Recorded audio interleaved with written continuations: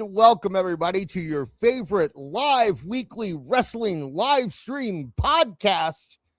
That's right. This is, of course, Tooney Talk Wrestling, TTW, and I am Dis, aka Dis Aka Dis, here in the house. And wow, it has been a fun week. We had Raw last night. We had there's been lots of stuff about Logan Paul and Tom Brady, and there's a werewolf thing in AEW now, and Dave is talking all kinds of stuff. And most importantly, though, we have a brand new Moné Mag. And I say brand new, even though it came out 2 months ago, because it is new to you. So we are going, I'm giving it my shot. I'm giving it a shot. I'm giving it the old college try. I'm going to try to do the Moné Mag tonight. We'll see how that works out. But of course, I cannot do this on my own. So let me bring in my amazing, awesome, I call it the best panel in wrestling podcast today, but you be the judge. How about this guy? He's old and he's cranky in his favorite chair, yelling at the TV with that grumpy glare. He's always on, he's losing his mind. Online trolls talking trash, man, he's not kind. But we love our awful, through the grumps and the growls. Everybody shout it now. That's awful. Awful Wrestling, fresh off his canceled TGIF sitcom. That's awful. How are you doing today, Awful Wrestling? Hello. I can't wait till you do the Moné Mag. Will there be coughing included? I can do Moné. Me and Marv would go back and forth with the Moné. So I think I'll be okay with the Moné. I think I'll be okay. All right. She doesn't strain. Somebody put a timer up. Doesn't strain. It's not too bad. So we'll see how that goes. But yeah, I went back and I looked at some of the chat last week, and they were talking about their favorite memories from the sitcom That's Awful. And I like that I've started something. I like that. Do you remember the grape episode? I do. That was so funny. Hey, I heard rumors that there was going to be a revival coming up. I heard the Hulu was in talks. So, we'll see how that goes. No, Tubi. Oh, it's Tubi? Well, yeah. Of course it's Tubi. They're trying to mix it up a little bit. They don't want two white women. They want one white woman, and they want some sort of, I don't know, Spanish person. They're going to bring Jack Hay in to be your sister or something. Yeah. They need a saucy black chick. Right. Well, Jack A. There's no better than Jack A. You can't get better. She's still around, right? She didn't. I believe she is. Yes. Yeah. So she won an Emmy. Ooh, wow. That's impressive. And speaking of people who have won Emmys, great circle of sound. Tensions ignite. Jake takes on the chaos, the verbal fight. Nice guy dropping pins on wrestling nights. Most famous on Tooney Talk, owning the mic. Lights, and he's Jewish. altJake from altJake takes on Emmy-winning altJake. I'm not that Jewish. I'm not. I'm more heavy on the ish, unfortunately. I wish I was. Trust me, I wish I was, but no. I am happy to be back without stitches. I am good. I'm ready to go here. They have Emmys for digital programming now. Oh, so technically, we could win an Emmy. Yeah, we did. It's not out of the realm of the possibility. Also, would we accept an Emmy? We're eligible. If you guys want, if there's any Emmy voters out there listening, we would be more than happy. I'm looking to be like, what is it, like the Khaleesi on Game of Thrones, right? By the end, she had like 800 names. I want all of them in front. I'm like Tony Khan, dude. Give me all of those names. Emmy winner. I'll take. I would be that actor who, if I won a Razzie, I would totally go accept it for fun. Absolutely no. But if you can't get Jack Hay, Kim Fields is a good one too, from Living Single. And how about that? Yeah, that was a good. That's what I was saying before I came out. Like, that's another one. But yeah, she'd be solid. She's a sassy black girl. She's one of the king. I recently saw a story about Laura Winslow from Family Matters. Okay, yeah, she seems to be doing well. She's like a grandma now. My hip broke when you said that. God, I'm down. Oh, no, it disintegrated. I'm old. Oh God. Was Laura Winslow your first black crush? altJake? No, I think that would have probably been Hillary from Yeah. Fresh Prince. Probably I'm just on time. You know what I mean? But not that I didn't have a crush on I think Rollins, Lisa Bonet, I think, was probably that's mine. a good one. Yeah. Oh, you know what? I liked A Different World more than The Cosby Show always. So yeah, I'm gonna go with Lisa Bonet, even though she was on the first like one season, maybe two. But yes, I think that's the answer.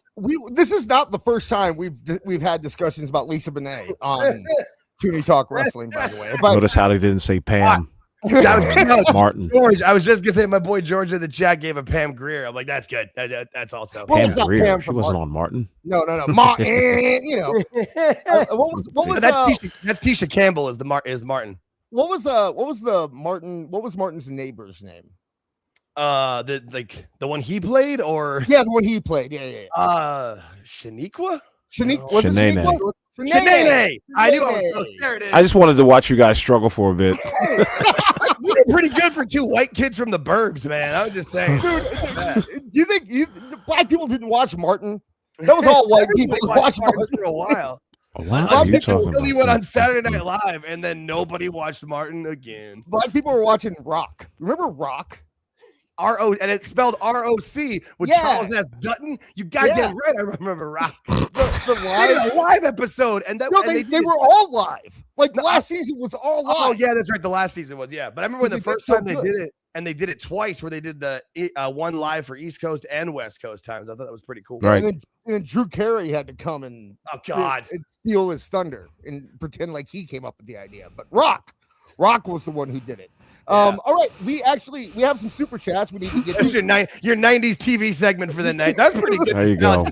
I had fun with that. That was fun. That was I could do a whole TGI. Yeah, I was just I was gonna keep going, but I'm like, oh shit, this is not that show. If you want to hear us talk about old WB shows, you can tune into This Is Awful on Saturdays. We usually just devolve into talking about No, that's about here's the homeboys in debate space you need and with you stuff. two is it was it WB versus like UPN? Like who was better? And you guys Oh, UPN. that's the next debate. Of course you'd say that. what does that mean? Yeah, what does that mean?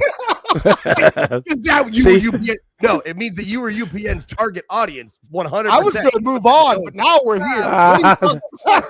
leave it to Jake. Yeah. That is true. That is true. But no, you were the target audience. Like that's they wanted young black Yes. audiences back then. Yes. That was the goal. And they did it well. For a while. UPN was for black people. Also, too, the P. What's really funny to bring it back to wrestling, the P in UPN was Paramount. Yes. You did Paramount Network. That's And crazy. SmackDown was actually on UPN, not WB. So when they- We're gonna claim that we helped build AEW. Wait, when you say we, do you mean us or do you mean black people? Black people. Oh, okay, Uh, okay. I was hoping his answer was going to be yes. Actually, you know, the U stands for Universal, right? Right? Yeah, it was So- or United. I think it was United, United? Paramount Network. Okay, I okay, believe. never mind. Yeah. I thought the U stood for Universal, and then it'd be like, well, USA is Universal, so it's all USA is Viacom, right? Yeah. So not the same. Never mind. Forget everything I said. We are moving to the Jets. Thank you very much for anyone who super chatted so far. Remember, if you donate $50, $50 or more, we will interrupt the show. Otherwise, we will get to you after each segment. But this is what came in before the show started. So we have you and Cumia for $4.99. Is this going to fawn over Trick again? Yes. I'm so the same for Blake Monroe. Glove gold, glove gold, glove gold, glove gold. Someday I will fawn about over Trick again. There's not much Trick this week though. We might get into him a little bit, but he didn't have any fun interviews or anything. I like his interview. That's what. Yeah. We need Trick. We need more Trick with two like white ladies in their 40s. Yeah. That's his target audience. That's what I like. We tried to watch the him on the Breakfast Club. Just not the same. Trick on the Breakfast Club was like smooth and like, telling stories and stuff like that. Like he was late night Trick. He wasn't early morning Trick. Yeah, exactly. I want early morning Trick. I want the Trick who's going to wine and dine. Have some trick with your coffee. Mornings. I want the trick that's whining and dining soccer moms. You know, that's the trick I like. Traffic, weather, and trick. We got Regina Sharp for $5. Welcome back, Regina Sharp. We missed you last week. And let's get here. She says, "Wait, what time zone is this again?" The message board is brought to you by Glum Gold, Glum Gold, Glum Gold, Glum Gold. At least I wasn't the only one who missed last week. All right, I'll take that. Jake. Oh, my bad. Always is. Always has been. Always is. Always will be. I didn't see at the back of it. My bad. That was on me. You're all hopped up on goofballs over there. You're not getting your got- job done. I got 2 goofballs left. They don't give you as many anymore. They see you gotta put them up there. Yeah, no, you gotta. Yeah, I get you. Wait, where'd that come from? Who did that? That was me accidentally. I accidentally hit my mouse and it was apparently on hide the current comment. And I'm like, what the? I try to leave my mouse like on the other side of my hand and I accidentally clicked. That was on me. I told you he's high. You're high. I've got 1 week. I've got 1 week where I can use that excuse, and you're goddamn right I'm using it. Any mistake I make tonight, copped up on goofballs. Sorry to goofballs. Dennis, blame my dentist or oral surgeon. Excuse me. We got Andre Adams for $9.99. Damn you, Dis. I can't unhear. Look him up, please. I'm glad you listened to it after. That song is so good, man. That song is so good. I loved that episode. For anyone who missed it, you go back and listen. It's not doing as good as the T-Boys did last week, which is kind of upsetting. Still Why is it upsetting? Well, because I'd rather talk about Afro Man than T-Boys, although Afro Man, what a jerk. Mr. First Amendment, Mr. Oh, look, I'm wearing an American flag. And then he goes and strikes us. When we Yeah. have a 1,000 sub YouTube channel, then he needs that money too. Okay, dude. Okay, I get it. I knew it was a bad idea playing his crap. Yeah, we hate Afro Man now. that garbage. No, at least mine was from my strike recently was from Jim Johnson. I'm like, all right, well, he got fired, so he needs it. That's fine. And to be His fair, ugly ass greenhouse. it wasn't a strike. It was the automatic YouTube music thing that got. That us, was mine too. Yeah, I played. Here Comes the Money for too long. Yeah, exactly. Whoops. All right. Let's learn. But yeah, no, I still like that Afro one. We'll talk more about it on Saturday, I'm sure. But thank you very much, Andre Adams. I'm glad you liked it. I prefer lemon pound cake, but that's just me. That's just me. Let's move on. We got Regina Sharp again with $5. The weird thing about UPN was it had Voyager, SmackDown, Buffy, Moesha, and the Parkers all at the same time. Very nice, very schizophrenic. Yeah, Buffy did move to UPN at the end, didn't it? No, I think it started on, or did I think it did? No, it start Buffy on was UPN? WB. Oh, all right, and then it moved. Oh, yeah, I knew it started on one and moved to the other. Yeah, no, that was. Yeah, Buffy, no, because you could be watching Buffy and getting a commercial for the Parkers is very odd. Oh, you know what? This chat is perfect. Let us know what me and Awful were trying to remember what the Desmond Pfeiffer show was called.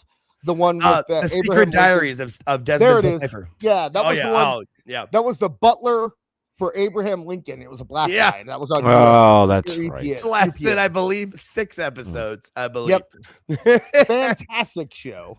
It was pretty funny. Actually, you know where it was. You know where I remember it from. Actually, is from the Clerks cartoon. If we talk a lot about Kevin Smith. If you haven't watched the Clerks cartoon, it's the best thing Kevin Smith has ever made. Period. Case closed. Leonardo, I swear you're Leonardo. attracted to just bad shit. No, have you seen it? Have you? No, I've not seen it. Okay, the Clerks cartoon is the best thing Kevin Smith ever made. It's between that and Dogma. It probably is. Yeah, in my opinion. Yeah, it's a just funny question. Yeah, it was so different. It was kind of like Family Guy before Family Guy. You know what I mean? But yeah. Anyway, we can't sit here talking about Kevin Smith and Desmond Pfeiffer and all that stuff all night. We have to talk about some professional wrestling. First off, you know what? Let's get straight into it. So we do have the Moné Mag. I'm thinking that'll be the second segment. So if you're here for the Moné Mag, don't worry. Or if you're not, if you know people who want to hear the Moné Mag and they aren't here yet, go message them up. Get them in the chat. We're doing it. I'll offer my services to assist you with that since you had to watch Dynamite on Wednesday or on Thursday. I'm still so sorry for. I'm so sorry. No, all you have to do is talk like a Valley girl. It's not hard. Yeah, I know exactly. I know the voice. I can do the. You were in the chat for like all of them, so yeah, pretty much. Yeah. Yeah. Or watched it the next day, whatever. Yeah. No. Right. So, let's see here. Let's just bring up this Raw last night. Seth Rollins was arrested.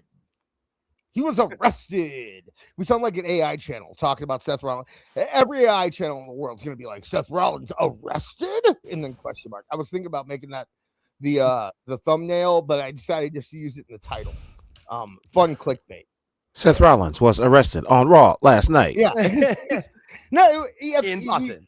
You were actually too emotive, but also too robotic. It has to be like Seth Rollins was arrested in Boston at Raw last night. That would be the AI. We're talking all about AI on Saturday. We don't need to get into it here. But yeah, Seth Rollins, so much stuff happened on Raw last night. What a big show. So that's why I also made, you can see the thumbnail in the background. Because I noticed that it's like Raw, the WrestleMania build really came together probably last week, would you say was kind of the turning point for the build to WrestleMania? And yeah, probably. And it's a lot of, it seems like it's just like they got the band back together, right? It's like, okay, we got Roman now, we got Brock, we turned Orton heel. Like we're back in WrestleMania mode now. Yeah, Seth is here, which I still, although to be fair, Seth since coming back has been 10 times better than he was before he left. Yeah, the black is much better than the outfits he used to wear. Way better. Stick with this when you come back. Yeah, stick with this. And we were correct, by the way. If anyone wants to go give Tooney Talk Wrestling a good little check mark there, we were correct in saying that they wrote off all the masked men last week. Brock Lesnar destroying them was the end of the army. They were red shirts on Star Trek. That was the end of them. They're done. Right. We were nameless. Bye. We really broke new ground last week, I guess, huh? I didn't boy, what a shot in the dark that was. I didn't see anyone else say it. I didn't see one other person say it. We'll get into what other podcasts are we listening to? We'll get into podcasts that kind of like to claim things that are wrong later. But oh goody. Oh yeah, I'm not going to name names, but we'll get there. But yeah, so Seth Rollins got arrested. I like the Paul Heyman having a restraining order against Rollins. I think it's a solid thing. It's a very Paul Heyman thing to do. You know, litigious, yeah. You know, I didn't say Jewy. I didn't say Jewy. I said Paul Heyman. And if you had it, it's fine. But with his family history, with like his dad wasn't like one of the best lawyers in New York. It was what he was known for. Yeah, no, it's great. Right. It makes it, and it's very logical. There's nothing, you know, because the whole a couple weeks ago, the weeks of all the masked men, that didn't really make a lot of sense logically when you try to think about it. But this did, and it was fun. I want to bring up LK here. Once again, the IWC complains about the Mania building. Here we are 4 weeks out, and it's just fine. Isn't that what I said a month ago, right? Yep. Like, that's what we were all just like, we're 3 months away. Of course it's not going to seem like, but here we are right now. We have Femi versus Brock Lesnar. We have two literal dream matches in Roman Reigns versus CM Punk and, the other one, Cody. That dream match. Cody and Randy. No, I know. I like comedy. And then we have the Cody and Randy over on SmackDown, and you got people are acting like them booing or them not booing Randy is a failure or something, but people aren't gonna boo Randy Orton. It's just not gonna happen, guys. I'm sorry. Like, especially if you make him a heel. Because that's what everyone wanted for so long. They're going to cheer him. It's going to be interesting to see what they do with Cody coming out of last week. Because I would imagine that they kind of give him an edge now too, right? Like, I think the tease is going to be who's going to be the actual heel at the end of WrestleMania. Yeah, I see it more where it's still like they're going to play the long burn with Cody where Randy wins. And because the fans cheer, and then they're going to use this where because there has been a section of fans booing him. If they want to turn Cody, you've got, again, logic where it makes sense, where it'll work. And then like he'll slowly kind of turn to the dark side. Whether you want to do it soon after Mania or like build it, I would say just build it through to where it just kind of naturally where he's like, I tried. I was the golden boy. I did everything I could. And they still cheered Randy when he hit me in the head with his chair. Blah, you know what I mean? All that shit. And you know, we still have the who was Randy on the phone with. I heard someone last week say Charlotte Flair. What a terrible prediction. Yeah. Don't put that out. Don't you put that on me, Ricky Bobby. Don't you put that juju on me. I don't want to hear that. Don't do that. Oh god. Ugh. I don't remember who it was, but you had that. Ted DiBiase Jr. is a third generation wrestler. Funny. Ted DiBiase Jr. is a third generation wrestler, and as we broke on Saturday on This Is Awful, he is a free, innocent man, and yes, that'd he be is cool. That'd be really cool if they brought Ted DiBiase Jr. in for this storyline. I'd be so happy. So you got that. You got Jade and Rhea, which I think is probably the best thing you can do since Bianca isn't ready. Yeah. Right. It's a big name. I mean, those are two big names on the card. Like, you know, like I said earlier, that bitch Jade Cargill versus Rhea Bloody Ripley looks great on a marquee. And she's got a posse now. She's got some baddies with her. She's got, shout out to Anthony J, who's in the chat sometimes. He called that like 3 months ago. He's like, Jade needs baddies. She was better when she had a crew with her. And he even said it should be B-Fab and Mishin. And damn if he wasn't right exactly. Yeah. So she's got a crew. That's cool. What else we got? What am I missing? I know I'm missing something. I mean, Liv versus Stephanie, it's not as big name-wise, but they're both way over with this audience. I mean, they both get giant reactions, and they've done a really good job of at least making that seem like it matters. You know what I mean? Oh, yeah. That brawl is believable last night. I like how Dom got knocked over. I love that. That was great. Yeah. Yeah, no, Stephanie's Latina. She's got that fire in her. She wants to, like, she could throw the shoe. Like, she's just got that in her, and they're letting her come out with it. And that's, it's kind of like, and it looks like we're getting, it looks like we're going to get Finn versus Dom, and I can't complain about that. At all. I still thought it was going to be a triple threat and throw JD in there, but I guess he'll just be like accompanying Dom and Finn will beat them both or whatever, how they want to do it. I think JD might be a red herring. I think JD could still turn on Dom. I think that there is a route where we could come out of WrestleMania with Dom being a face. Because I think that they like aligning it with AAA so they don't have to kind of play both sides might be a smart idea at this point. And if you have the Judgment Day now turn on Dom inside with Finn and help him win, and then make him like Finn's crew, then Dom. I mean, I've said it for a long time. Dom is going to be a huge baby face when they pull the trigger on it. Huge baby face. So, I mean, he already is in AAA, especially when he was wrestling Vikingo. They hate him still. So, yeah. So we got that, and there's still a few things that need to fall into place. You have to assume Braun Breaker's coming back. You have to assume at this point. Especially with them doing this with Seth Rollins. Next week in Madison Square Garden, the main event is the Usos versus Logan Paul and Austin Theory, with the stipulation that it's a street fight, and they made sure to make it a street fight. I have a feeling that everything is going to come together next week.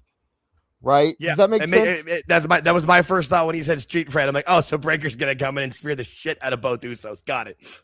I think next week, you know how every Mania there's one Raw where you just get a like wild scene at Raw. I think that's usually the go home show. The last couple years the go home show has been like promos. Long I was promos. at the go home show to WrestleMania 39 and it was fun and I'm glad I went, but it was very like nobody needs to get hurt right now. Right. Yeah, it was very that kind of set. But I know exactly what you mean though. Yeah. It just feels like, think about all the things that can come together in this match. You have just Logan Paul and Austin Theory and the Usos. You have that. The Usos are connected to Roman Reigns and CM Punk, who are both connected to Heyman. You have Seth Right. Rollins, who is connected to all of them. You have Brock, and then you have Brock Lesnar, who's connected to Heyman. So then from there, you have Femi, who's connected to Brock. I just picture that match being where everything goes nuts, and that's where you get the shot of Brock Lesnar F5 and Femi. You get all the shots they use in the packages. I think are going to come there. Yeah, and all the stuff that'll make great social media posts and get a crap ton of views. Yeah, and it's an MSG. So bingo. That's the other one. That's the other part. Yeah. Yeah, it's there, and like if you're gonna do it, why wouldn't you do it there? Yeah, no. If I don't usually get excited for weekly television. This upcoming Raw, I'm like, oh no, I'm gonna do my best to tune in live, even though. Did you hear the Boston crowd just boo the crap out of MSG when they? Yeah, no, that. I was just gonna say, I'm like, that was a bad setup. I feel like they should have switched the spot to that because anywhere else when you say like, yeah, we're gonna be in the world's most famous arena, you get the ooh, like even if people don't, but because we get it, but the one place is gonna be like, hey, fuck you, kiss my ass there, fella, fuck you, buddy. Totally. Yeah, I was gonna say Philly would have done it too, but I think probably. I think there's more of a Boston Gardens versus MSG than there is a Spectrum versus MSG. Isn't that I got that right? Right, Spectrum for Philadelphia. Yeah, you got Okay, Spectrum, good. but it's been raised for the last 30 years ago, I Well, think. yeah, And the Garden kept its name. It's still the TD Garden, even though it's a new building, and the Philly just did now. It's like the Wells Fargo Center. Yeah. We didn't get that in St. Louis. In St. Louis, we had Kiel Auditorium, which the NWA would run. Right. And we had the St. Louis Arena. So St. Louis Arena doesn't sound very prestigious. There's no you know what I mean? Like St. Louis Arena sounds very generic. So there's nothing historical or anything that you can say about the arena. Really, the historical wrestling landmark we had in St. Louis was the Chase. Right. Wrestling at the Chase. You hear that? And I would say Kiel Auditorium is a name that you hear in history. So that's still there is some prestige to that name, but yeah, wrestling at the Chase automatically comes to mind, and not like Chase Bank. No, not although because it's Chase. That's the name of the baseball field here is Chase Field. And it's like, well, right. Yeah, right. It's like we're not talking about that kind of Chase. We're just that with I went to a wrestling show at Busch Stadium one time.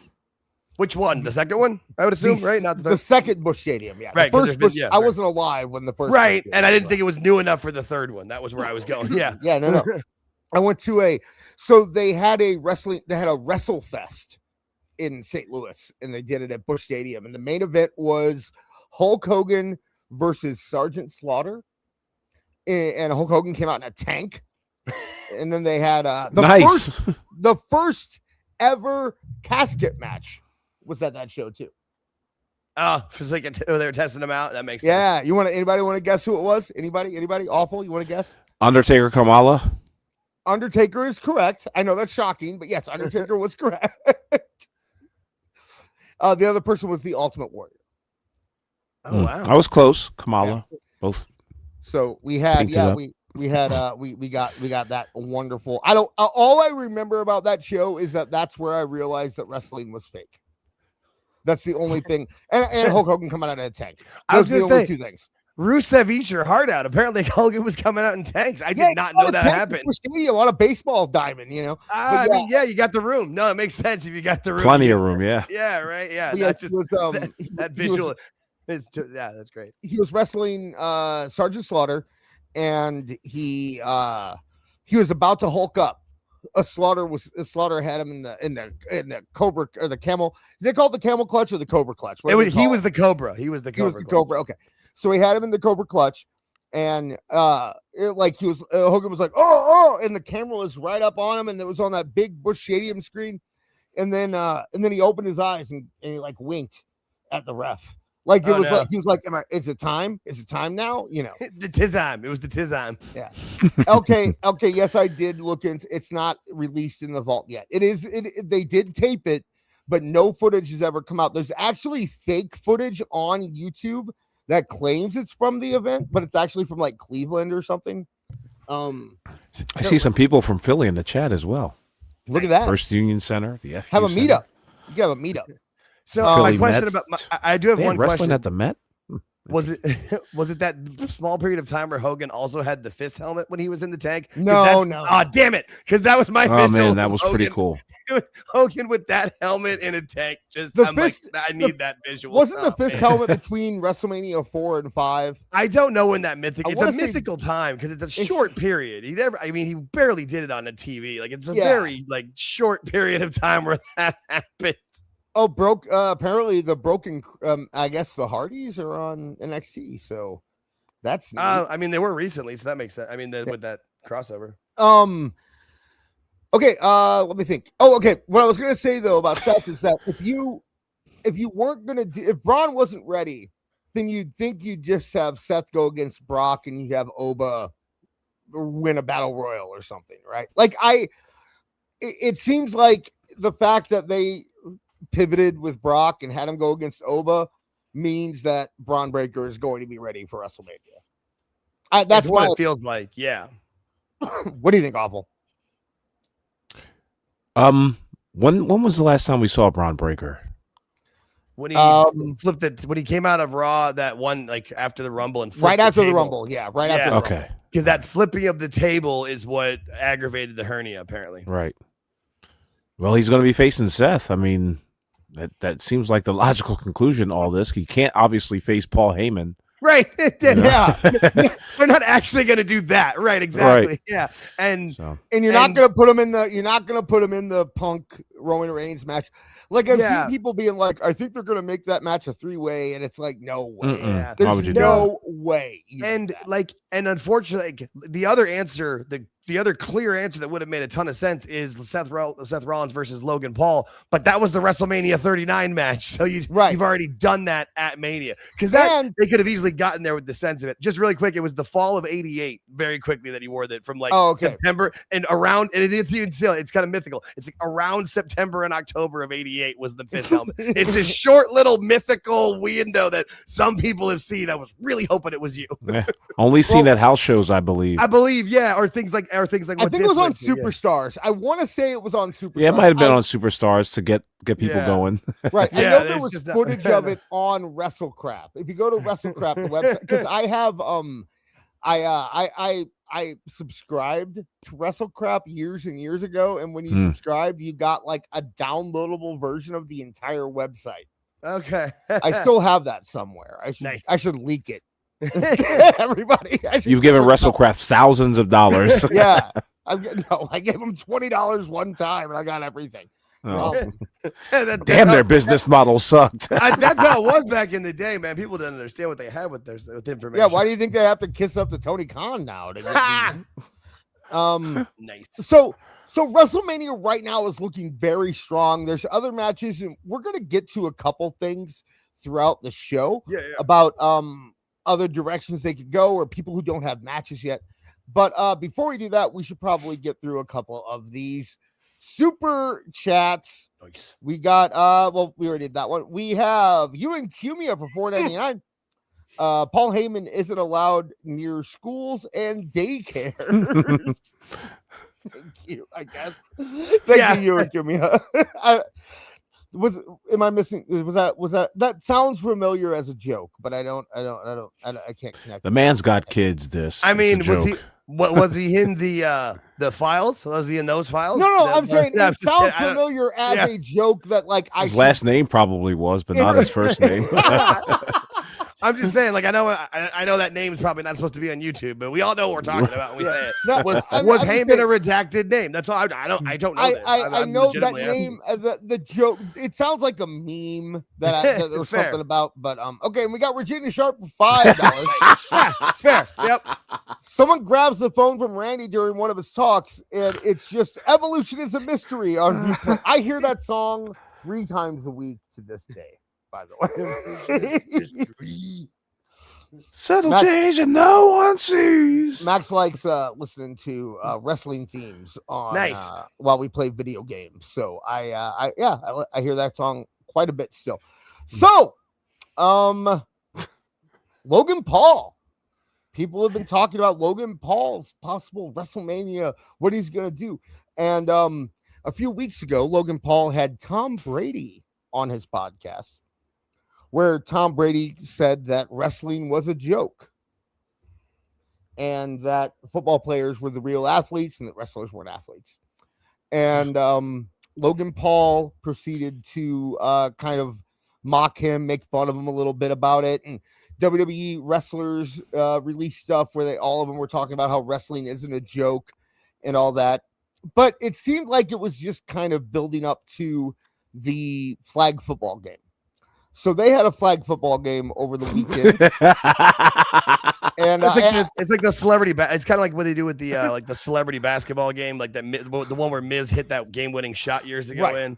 Right. That kind of idea. All this talk, so I can pull a cloth out of your shorts. So I have. Oh, you know what? I do have. I have some footage from the flag football game. Let's take a look. Who's pulling what from where now? What does he do?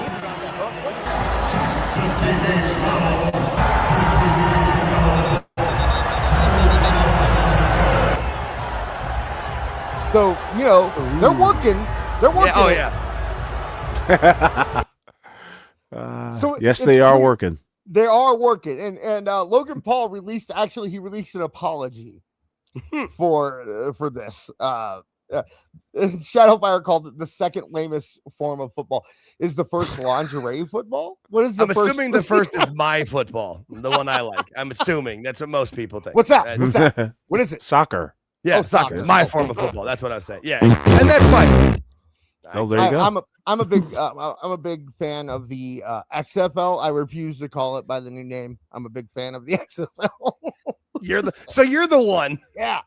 Battlehawks, baby. No, St. Louis is the one. If you look, that's one thing I love about the whole St. Louis stuff is that like they are so petty about the Rams that they went to an entire different league to support football. The only two cities that supported it, remember, were St. Louis and Vegas. Vegas really wanted, and that's kind of what the Raiders used to get over there because Vegas was dying for pro sports for the people that live there. Washington D.C. did. They were the ones that they had the beer snake, where they took all their cups. Oh yeah, everyone in the crowd passed their beer cups to one guy, and he would make a big giant beer snake all through the place. So. But St. Louis was tripling the attendance of every place else. So, you know, anyway, enough of that. Yeah. Logan Paul made a statement about his actions at the flag football game. So let's take a look at this real quick. To apologize for some of my actions in yesterday's flag football game. First, whenever I see Logan Paul say he's sorry about anything, all I can think of is him wearing the stupid hat in the woods back in the day. You know, why does he still have the same stupid haircut? He does. It's the exact same haircut he had. But I've made a grave and repeated error. And all I think of is his stupid entrance theme, which is "I'm humble" with and he's trying to be humble, and like that song where you're like sarcastically humble. It just the juxtaposition is popping me. Like it's just that should be. I wish that was playing in the background right now. Actually, yeah. But you know what I mean? That would really make this. Let's hear. Maybe it's a sincere apology. Maybe this whole thing is real. First, I want to apologize to the United States flag football team for taking Duchette's glasses off of his face and throwing them at the ground. That happened because after he scored a touchdown, he kind of got in my grill and said to me, "Welcome to flag football." Welcome to flag football. Which upset me because it's comments like that I just can't tolerate. Second, he's the most unserious person on the face of the earth. This apology sounds more sincere than the forest in Japan. Is all I'm gonna say about that. Oh wow. And that's about it. Oh, come on, play. I'd like to apologize to Jalen Hurts for sacking you and later deflecting a pass that then got intercepted by my team, allowing us to score on the very next possession. If you get traded or your contract gets cut down, now we know why. And it's probably pretty embarrassing, so I am sorry. And of course, I'd like to apologize to Tom Brady for applying so much pressure on you play after play after play that had you literally fearing for your life. I understand you're older. Oh, is that a shot? Fearing for my Shots life, fired. yes. Shots fired. I got that too. Oh Wow. my God. He is next level at this. In the chat, Matthew Hostetter, this apology is almost as weak as Ricochet's. Seriously, how sad is it that this is a more believable apology than Ricochet, man? Where he's literally being heels. He's literally being a heel and oh, this is great. No, this is like he's his generation's like Andy Kaufman with this right now. Oh my God. Beautiful. That's what this. But yes, I know. I I'm thinking of this line. I see generation. your line How, thing. Yeah, right. You know how it's like a tape where you lose generation and every time you record over it. So it's a much weaker version as it's old in 2026 than it was in 1982. We but had still. This generation actually had an Andy Kaufman and they got canceled. It was TJ, whatever, the guy from Silicon Valley. The guy who remember that guy? He was in the first Deadpool and then like not the other one. Yeah. Weird. He was because he was like doing all kinds of like bomb threats and stuff. Like that guy was Andy Kaufman. and it cost him. Yeah, you're right. Yeah. No, this is the Andy. This is as close as you're gonna get to Andy Kaufman in 2026. Yeah. Well, I guess and he is a wrestler. Andy Kaufman was a wrestler. Okay. Yeah. That was play that had you literally fearing for your life. I understand you're older. It's not like you could go anywhere, and you got frustrated, which is why you threw the ball at me. And I want you to know that I forgive you for that. Not going to highlight that one, Des. Women do. And lastly, I want to apologize to everyone that said that I was not a great athlete, because you all look stupid as hell right now. Thank you. Okay. So here's the kicker to all this. This is something that was reported weeks ago. But let's take a look. Tom Brady logos, specialty merchandise, and branding have been worked on within some departments of WWE, such as T-Bone and the untouchable Tom Brady. So it appears now it was reported today that there's been no plans made, of course, with Tom Brady. But I think clearly they are planning something with Tom Brady. That's kind of a big deal, guys. Yeah, I would say that. Yep. I guess it would be a big deal, but I don't see this man doing anything crazy in the ring. In fact, I'm starting to see him as a referee or some sort of enforcer, running something like that. I don't know. Yeah. You know what though? He released a video with Gronk, and we know that he's trained. Okay, So I wonder if maybe there'll be something where it's like Gronk versus Logan Paul. Yeah, I was gonna say I could see Tom being like a great manager of a stable or something with it. You know what I mean? Like leading a team, leading a group. I don't see him in the ring, but I mean, not enough money for that to happen, my friend.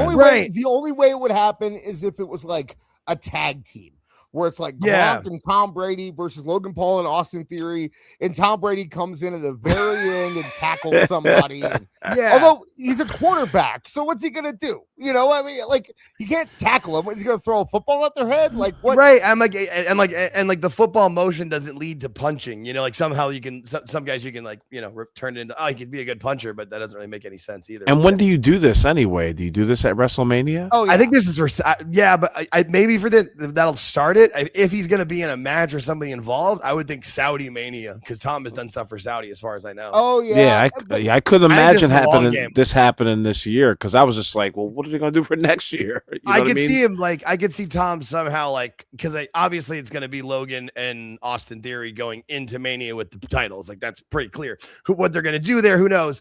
But I could see if somehow Tom Brady does something that costs Logan Paul this time, and that's what slowly starts to build, and then it gets to next year's Mania if he's involved in this Mania at all. But I really feel like this is a long game, and this is going to be what starts it for Saudi Mania, because Tom is, Tom likes that money.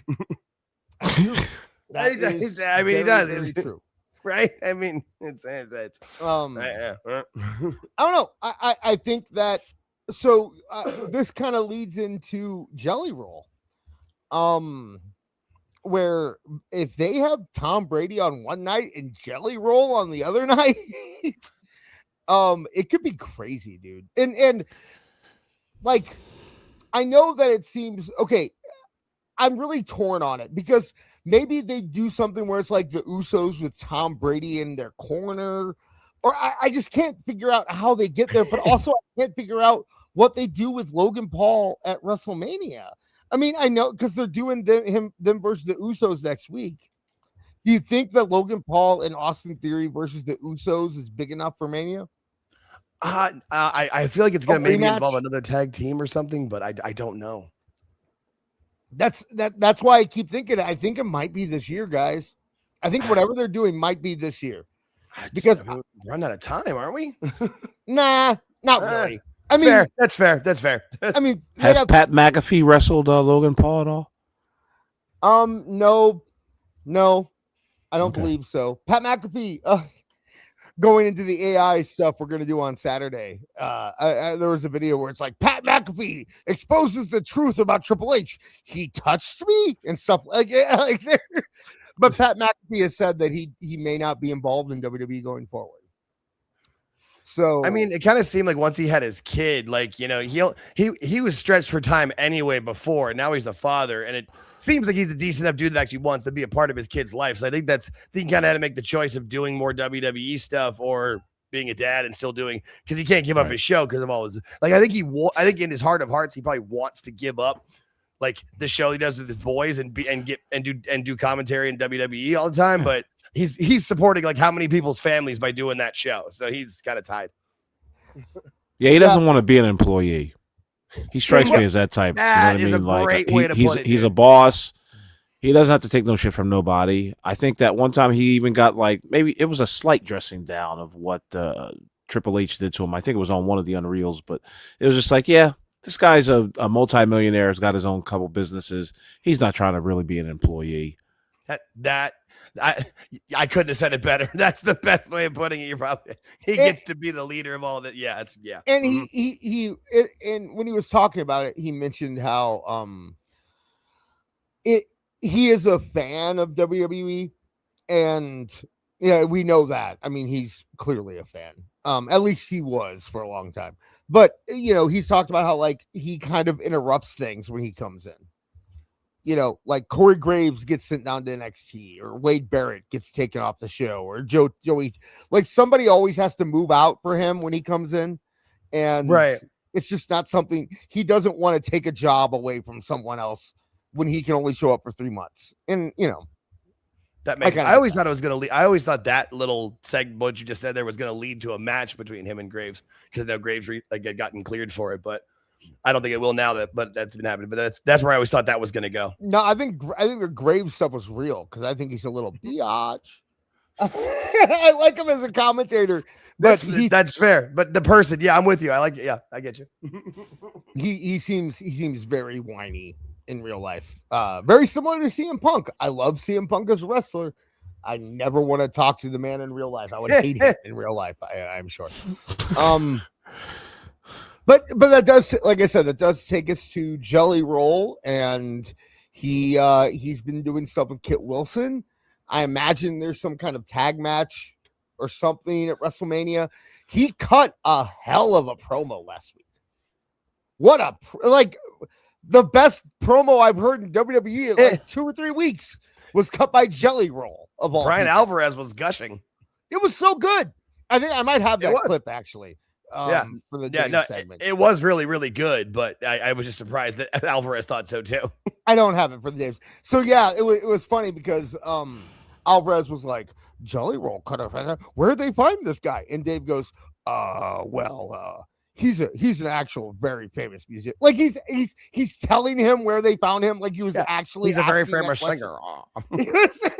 Yeah, that's all he said. He goes, he's a very famous singer, and you know, these entertainers, they you know, entertainers can they can sometimes be good at public speaking. Yeah, entertainers can sometimes be good at public speaking. I retweeted that. I'm like, thanks, Dave. That is some beautiful fucking insight. That an entertainer can speak publially. No shit. Like so that. if I had to guess, $14.99. I don't think it's going to be Royce Keys. I think if Royce Keys, I actually like. I know a lot of people are upset with what they're doing with him right now because he's just on Main Event, but that's what they did with Kit Wilson. Remember, they put him on Main Event for like a month, and they tried out different theme songs, different entrances. They were seeing what the crowd responds to. I think Royce Keys might be a good guy to bring it to really start building after WrestleMania, Or if anything, maybe just have him like win the Royal Rumble or the Battle Royal or something like that.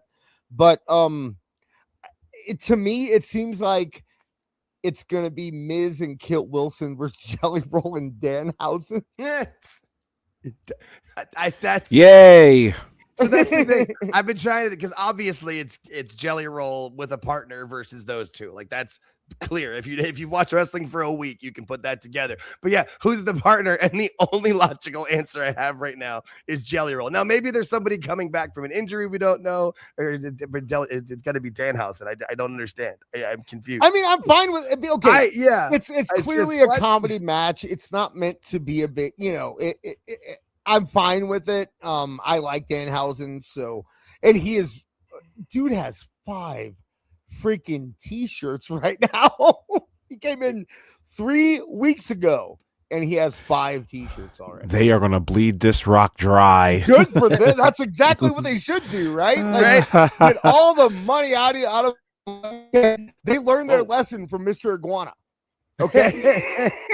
Because it's your 15 minutes of fame, man. And I feel like Danhausen realizes that, and he's just like, we're squeezed. He's using all of his best jokes. Well, he's like, oh my goodness, 2 more years left. Well, it is pretty obvious that they're setting him up already for like being an online personality or a streamer or a host or something, right? Because like they had him do all that stuff with Speed. They're putting him.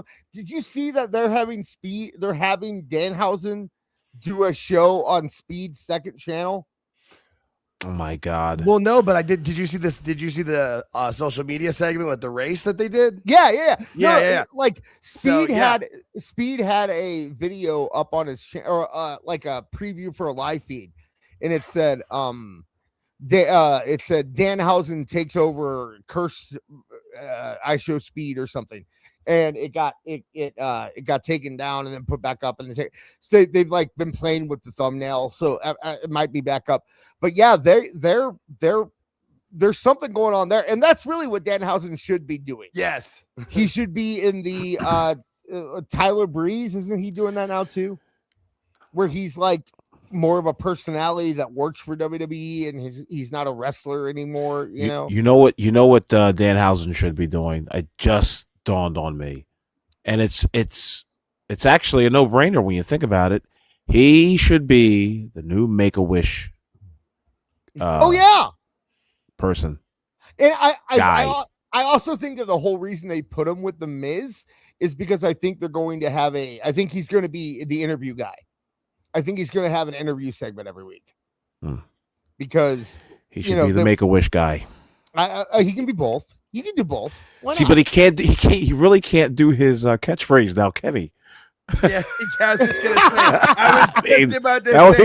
The kid's already cursed, little dark, man. little blue. Yeah. I was trying to when was I gonna come in with it? I'm like, man, those kids are already cursed. He's gonna be like, you are blessed. Yeah. So now he's can't say that either. Unless he's a Pentecostal preacher, like it was gonna be hitting him in the head, and they're like, doing that thing. Are we there? Could you imagine him doing that? And then I can actually. And the kid thinks he's cured. And then, he can't do that. Where he lines them up in a row. I really didn't mean it. Just then they all fall over. Like, oh God. Yeah, no, I totally agree that Danhausen shouldn't be in the ring, but I also totally agree that what he is doing is working. Like these segments, these little bits, like they're working. You could hear it when he says that right when he starts to it, the crowd, you are cursed. Like it's over. And he's on Speed's, and he's about to do Speed's channel. And there you go. Not for me, but totally for everybody. There's a 1.35 million people that it is for. So good for them. For now on, I'm going to assume this is swing bass, as in the fish bass. Yeah. Because I like that. Danhausen went from being forgotten to potentially hosting WrestleMania. I didn't even think about that, but that's kind of that'd be perfect. That would, yeah. Just have him host WrestleMania, do funny bits. He'd be better than Miz was a couple years ago. aside from when Miz had to step in for Shane, like that was the only good part of Miz hosting those two. Remember when Snoop Dogg saved that segment? Do you remember that? They both did. Miz and Snoop, like they worked together, and even Miz said it after. He's like, "No, Snoop got what I was saying. He knew like to just whatever." And Snoop was like, "I just looked at Miz. Whatever Miz said, I was gonna do it." And like they went through, and they saved it where Shane got sniped. That's still my all-time favorite segment.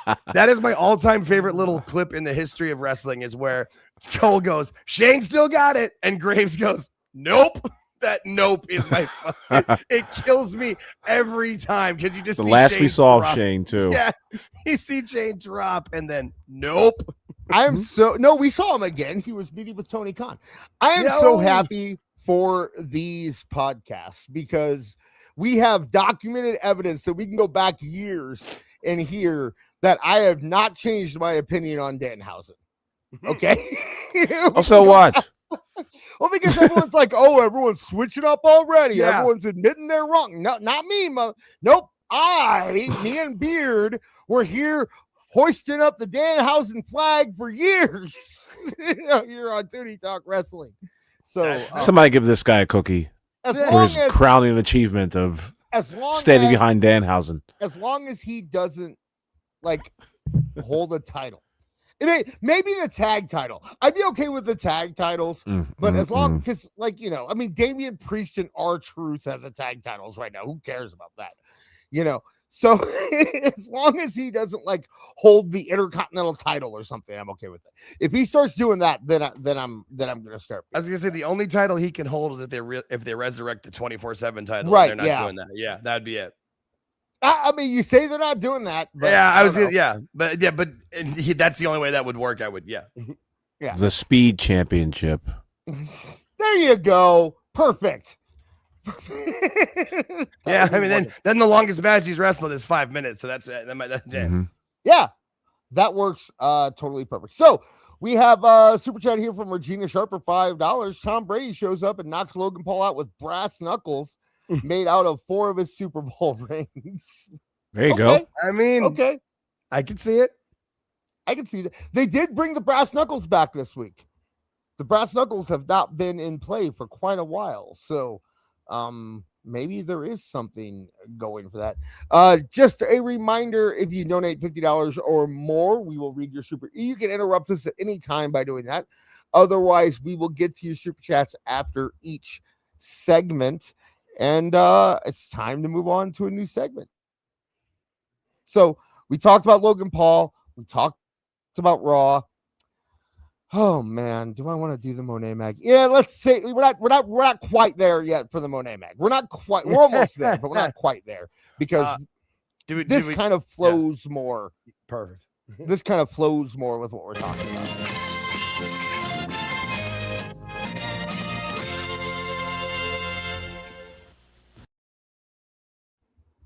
Dave Meltzer has been insufferable this week. Like more than usual. Like he's always okay. Well, let's look. So he talked about Ricochet, one of the only news guys who actually talked about Ricochet. But let's see what he actually had to say about Ricochet. Okay. Wrote, then you have the right to comment on it and say I'm too easy or say I'm too hard. All you want. You didn't read what I wrote. It's a game. It's a game to those guys, though. The people who are on Twitter all day long, that is like their playground. You mean like Dave Meltzer? You mean the people like Dave Meltzer who are on Twitter all day, right? Who live online and it's his only social media platform. Yeah, if like they're sitting here insulting themselves at this point. Not even at this point. They do this quite often. I don't see. All I see is this stuff in clips, and this happens a lot with this guy. This guy with the hat. He does. Oh yeah, I swear he's doing it purposely. He makes Brian Alvarez look like Mike Johnson. Okay, this guy is terrible.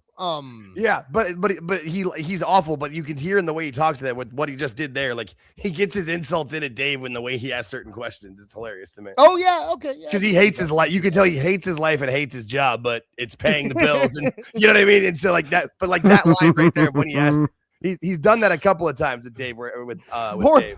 Boris asked us to let Asian Alvarez finish his point. Okay, we'll get there. Don't worry. Asian Alvarez. Oh man. On Twitter all day long, that is like their playground. That's like enjoyment for them. It's let's see how many people we can upset and frustrate, and let's target. Like it's not real life to them. No, well, Well, I mean, and that's what. But that Yes, because it's not real life. Twitter isn't real life. Wait, how is that an insult? To say that people don't look at Twitter as their real life. You shouldn't look at Twitter as your real life, right? But Dave does. You heard that? Dave didn't pipe up until he said that. Like, well, no, hang on. Wait, did I hear it wrong? I need to hear it again. Maybe I heard it wrong. Hang frustrate and let's target. Like, it's not real life to them. No, well, that's what it's not awful. You Yes? have the most social media followers of anyone in this room right now. And when I say in this room, I mean me or Max. But also in this Me too. podcast, Way more. and probably in this chat. Okay, is Twitter real life?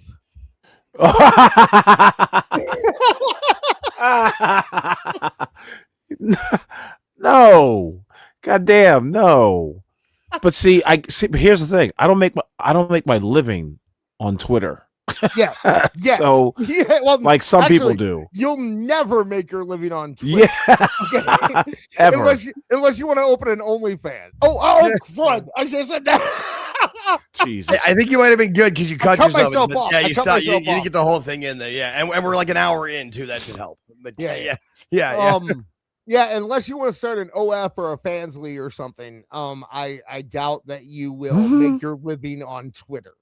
So But Dave has said specifically that the way he is on Twitter is like it's a business strategy for it, and he lives on there. And the way he was like, it's not because I don't think Dave heard him say these people don't think it's real life. I haven't seen the clip, so we'll see what he says. But I think he just heard that like Twitter isn't real life, and he's like, well, no, hang on, it's real life for me because it is. It's his life. we called Johnny Jeez. Gargano back on NXT, by the way. We called. Oh yeah, I just turned over and I see Candice LeRae there. Yep, that's fine. Good for it. Stay there. It's the right move. They're transitioning into being. They're both going to be coaches down there. Clearly, like that's because they can do that. Like you said about Tyler Breeze, it'll be that where all of a sudden they're not on TV, but they're in pictures and shots in the PC. Yeah. Okay. Here we go. Keep going. But that's why I was saying for Ricochet, this is his real life, even though he is playing his character. But as we can tell, his wife is an innocent bystander. Why do they sweep so hard for him? How hard is it to say? Yeah, you know what? He really screwed up. How hard He is that? fucked up. Yeah. He should have never said what he said. He was a dummy. He was an idiot. Any sort of adjective you want to describe the guy with. But they don't do any of that. They're always. Did you notice the deflection right then and there? Yeah. Well, his woman is an innocent bystander. What's that got to do with anything?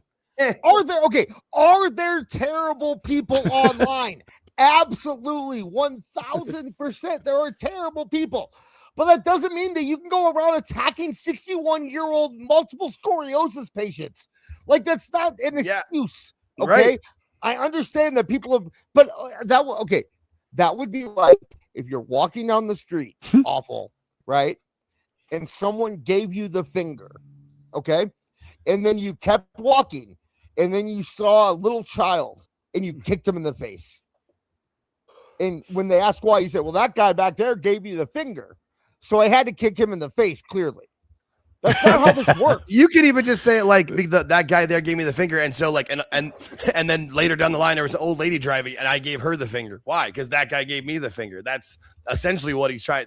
Because I mean, you heard me react to this live on Thursday. I hadn't heard this story yet, and I heard react to it live, and you heard me go like, yeah, and it was like, oh, okay. And then the moment you said MS, like, no, don't do that. Like, there's no reason. And then the defense, even then, there was people in the chat being like, well, there were death threats to his wife.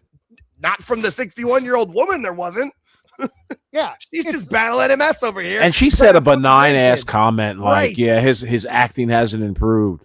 Right. Yeah, that was not she didn't say like, you know, he and Samantha should die. Like, no, she said his acting hasn't improved. But it also goes to show how easily and how influential that these websites, these wrestling news sites, at least on Twitter, they're able to amplify or depress any story they like. Just 4 sites. I said it on a tweet one time. 4 sites can control 1 million people. And if those 4 sites Put it out there that, hey, yeah, Ricochet called somebody, said that they, he's glad they got MS. And that would have made traction. AEW would have been in the shit. Ricochet would have been in way more shit than he's already been in.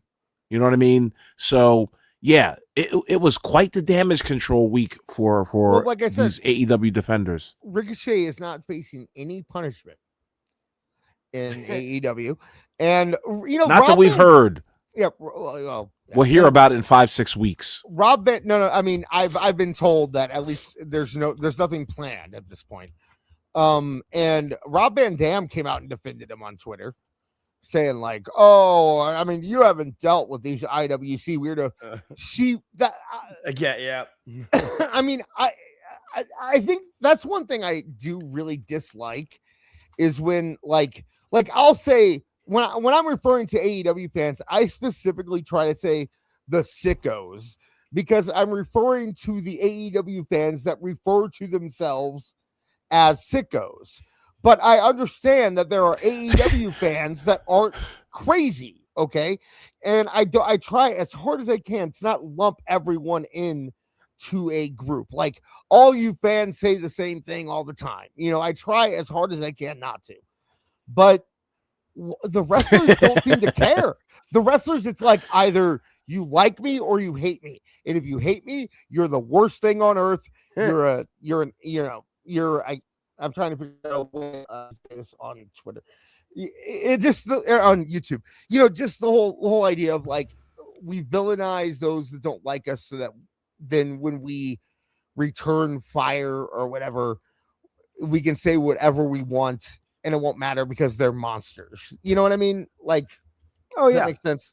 No, yeah, and I mean, like you see it so much, like politically too. Like anybody, like there's no conversation. Like the moment somebody finds out you're against them, whatever side you are, whatever side and like, oh, we don't align. Even if you align on like 80% of your thoughts, but like that 20% is what's different. No, that's it. You're the worst person ever. Fuck you. I never want to talk to you again. Like you see it sometimes with like sports and stuff too. Like people will just immediately like, that's your opinion.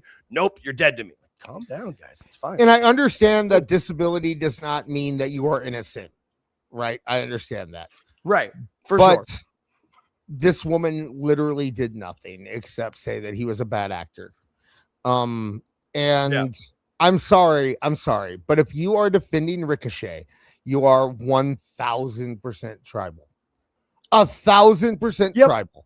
That's all it is. It is nothing but tribalism because we are able. Like people always say that I'm on the quote unquote WWE side. Oh yeah, no, I happen to enjoy their product better, right now. But when they do something bad. Or when somebody on their product, it does something bad, I have had no problem calling them out in the past. I have said repeatedly when people have done bad things in WWE, just because Ricochet is working for AEW doesn't mean that you should defend him with your like. Yep. If Logan Paul would have said this, every AEW fan would have been crying about it for weeks. But Ricochet says it, and you got to be like, well, I mean, not everybody with disability is a good person. I mean, like, come on. They did their job. They did their job well. They suppressed the story. They kept it away from the limelight. They talked about everything. They deflected so much to the point where it was just like, listen, if you protect this woman that has got MS, you ought to prove it by donating to the MS funds. And that's just as bad. That's just as bad. I'm sorry. Okay, I'm going to go off on a little tangent here, but anyone who donates to a charity, and then takes a video of them donating to the charity or takes a screenshot of the receipt so they can post it on Twitter that they donated come on. Jesus, people. Is that really the world that we live in now, that you can only donate to charity if it's going to benefit you on social media? Like, that's a commercial. That's not a donation. Prove your charitability. Yeah, no, when you say that diss, all I can think of is that the gif from Futurama in the old game. I don't want to live on this planet anymore. God damn it. Like, that just hurts my head. Like, because you're right, this is the world we live in now. Thanks. Great, guys. We've done But so all good. that to deflect from the main story, which was that nobody ran this story. They waited till the apology was out there, and then they went for it. Until they were told it was okay. Right. To. Now let's hear Dave try to talk about that here. In this Okay. whole Absolutely. thing. And so it's real life, even though he's playing a character. To these people who are responding, it isn't real life to them. The people who amplified it, engaged it. In fact, it is their real life because they are consumed. Those people are consumed with the failure of AEW. Anyone who amplified or engaged with this is consumed with the failure of AEW. Anyone who cares about this only cares because they are obsessed with the failure of AEW. I don't need music. Yeah. I don't need music to let it breathe, man. I want that silence. I want you to think about what he just said. That man just said that if you claim to care about this, it's only because you hate AEW. That's what do you want me to say? I got nothing. Yeah, no, I think it's wait. Just wait. Oh yeah, that was why I was more silent, because I saw how much time was left in the video and my heart sank. I'm like, oh god, this is gonna. You remember worse. Mick Foley's book, "The Real Life is Faker Than Pro Wrestling"? Mm-hmm. To those folks, they don't take it that seriously. They're looking to Oh yeah, they do. upset the apple cart. No, in if you know that way. if you know those people, they take it more seriously than anyone. They're I'm Awful. You have an Yeah. account called The Death of AEW. You are writing a book about the death of AEW, which, by the way, Vince Russo completely ripped you off this week. Oh God, tell me off air. No, I'll tell you right now. He wrote a book. He wrote a book about the death of TNA, and TNA is still a company. So, God. Yeah. I was gonna say he already did it in the back chat, buddy. I've seen this. Hopefully, I'm not that He already stupid. told you off but- air. Yeah. Oh, So where was I? Oh, okay. So Awful. You are that. You have over 10,000 followers. How 15. Yeah. How often do you think Get it about right. AEW? Again, like, see, you're trying to make me destroy the whole gimmick. Like, I'm first off, I'm very consumed with AEW from front to back. I Every live time my I entire text you, life. It's all you every think time about. I talk to you about wrestling, the first thing you do is try to make it not about wrestling. Every fish he's catching, he's naming. This is Darby. This is Yeah. Arr, No, he's it's so funny you mad. say- Arr. Yeah, seriously, I could text Awful and be like, man, Dynamite was so bad last night. And Awful's like, yeah, it was bad. Hey, I went fishing today. You know, like every That's time. bullshit. Hey, They're real gonna think quick, I do nothing but bitch and fish. Hey, real quick, I want to give a shout out. And have two white Okay, women. can I give a Yeah. shout out here? Mary Carr. I have seen her a lot recently on as part of the replay crew and She's watching awesome. This Is Awful and doing stuff. So I just wanted to give her a quick shout out. I haven't seen her live very much. So hi, Mary. It's nice to see you here live, and we're glad you could join us this week. Yes, Yeah. hello, Mary. Replay crew, stand up. Man, and I gotta shout you guys out as really, because she's one of the people, like, and you and Cumia too, that found my channel because you guys gave me a platform to talk about it here. And I thank you guys so much, because we wouldn't be at 500 subscribers without it. And people like Mary and you, it's amazing. It's awesome. And Yeah, I don't everyone want to get in too the chat sappy, seems but I'm thankful. everyone in the chat seems to know her. I just, I only get to really engage during the shows, so I don't really get to see her very much. So I just wanted to say howdy. Okay, back to the Dave segment. not saying all of them, but the ones that I noticed, I mean, they take it ridiculously seriously. I can The ones that he's noticed, which, by the way, he has to have noticed me because he blocked me. Right, ditto. And Awful, did he block you?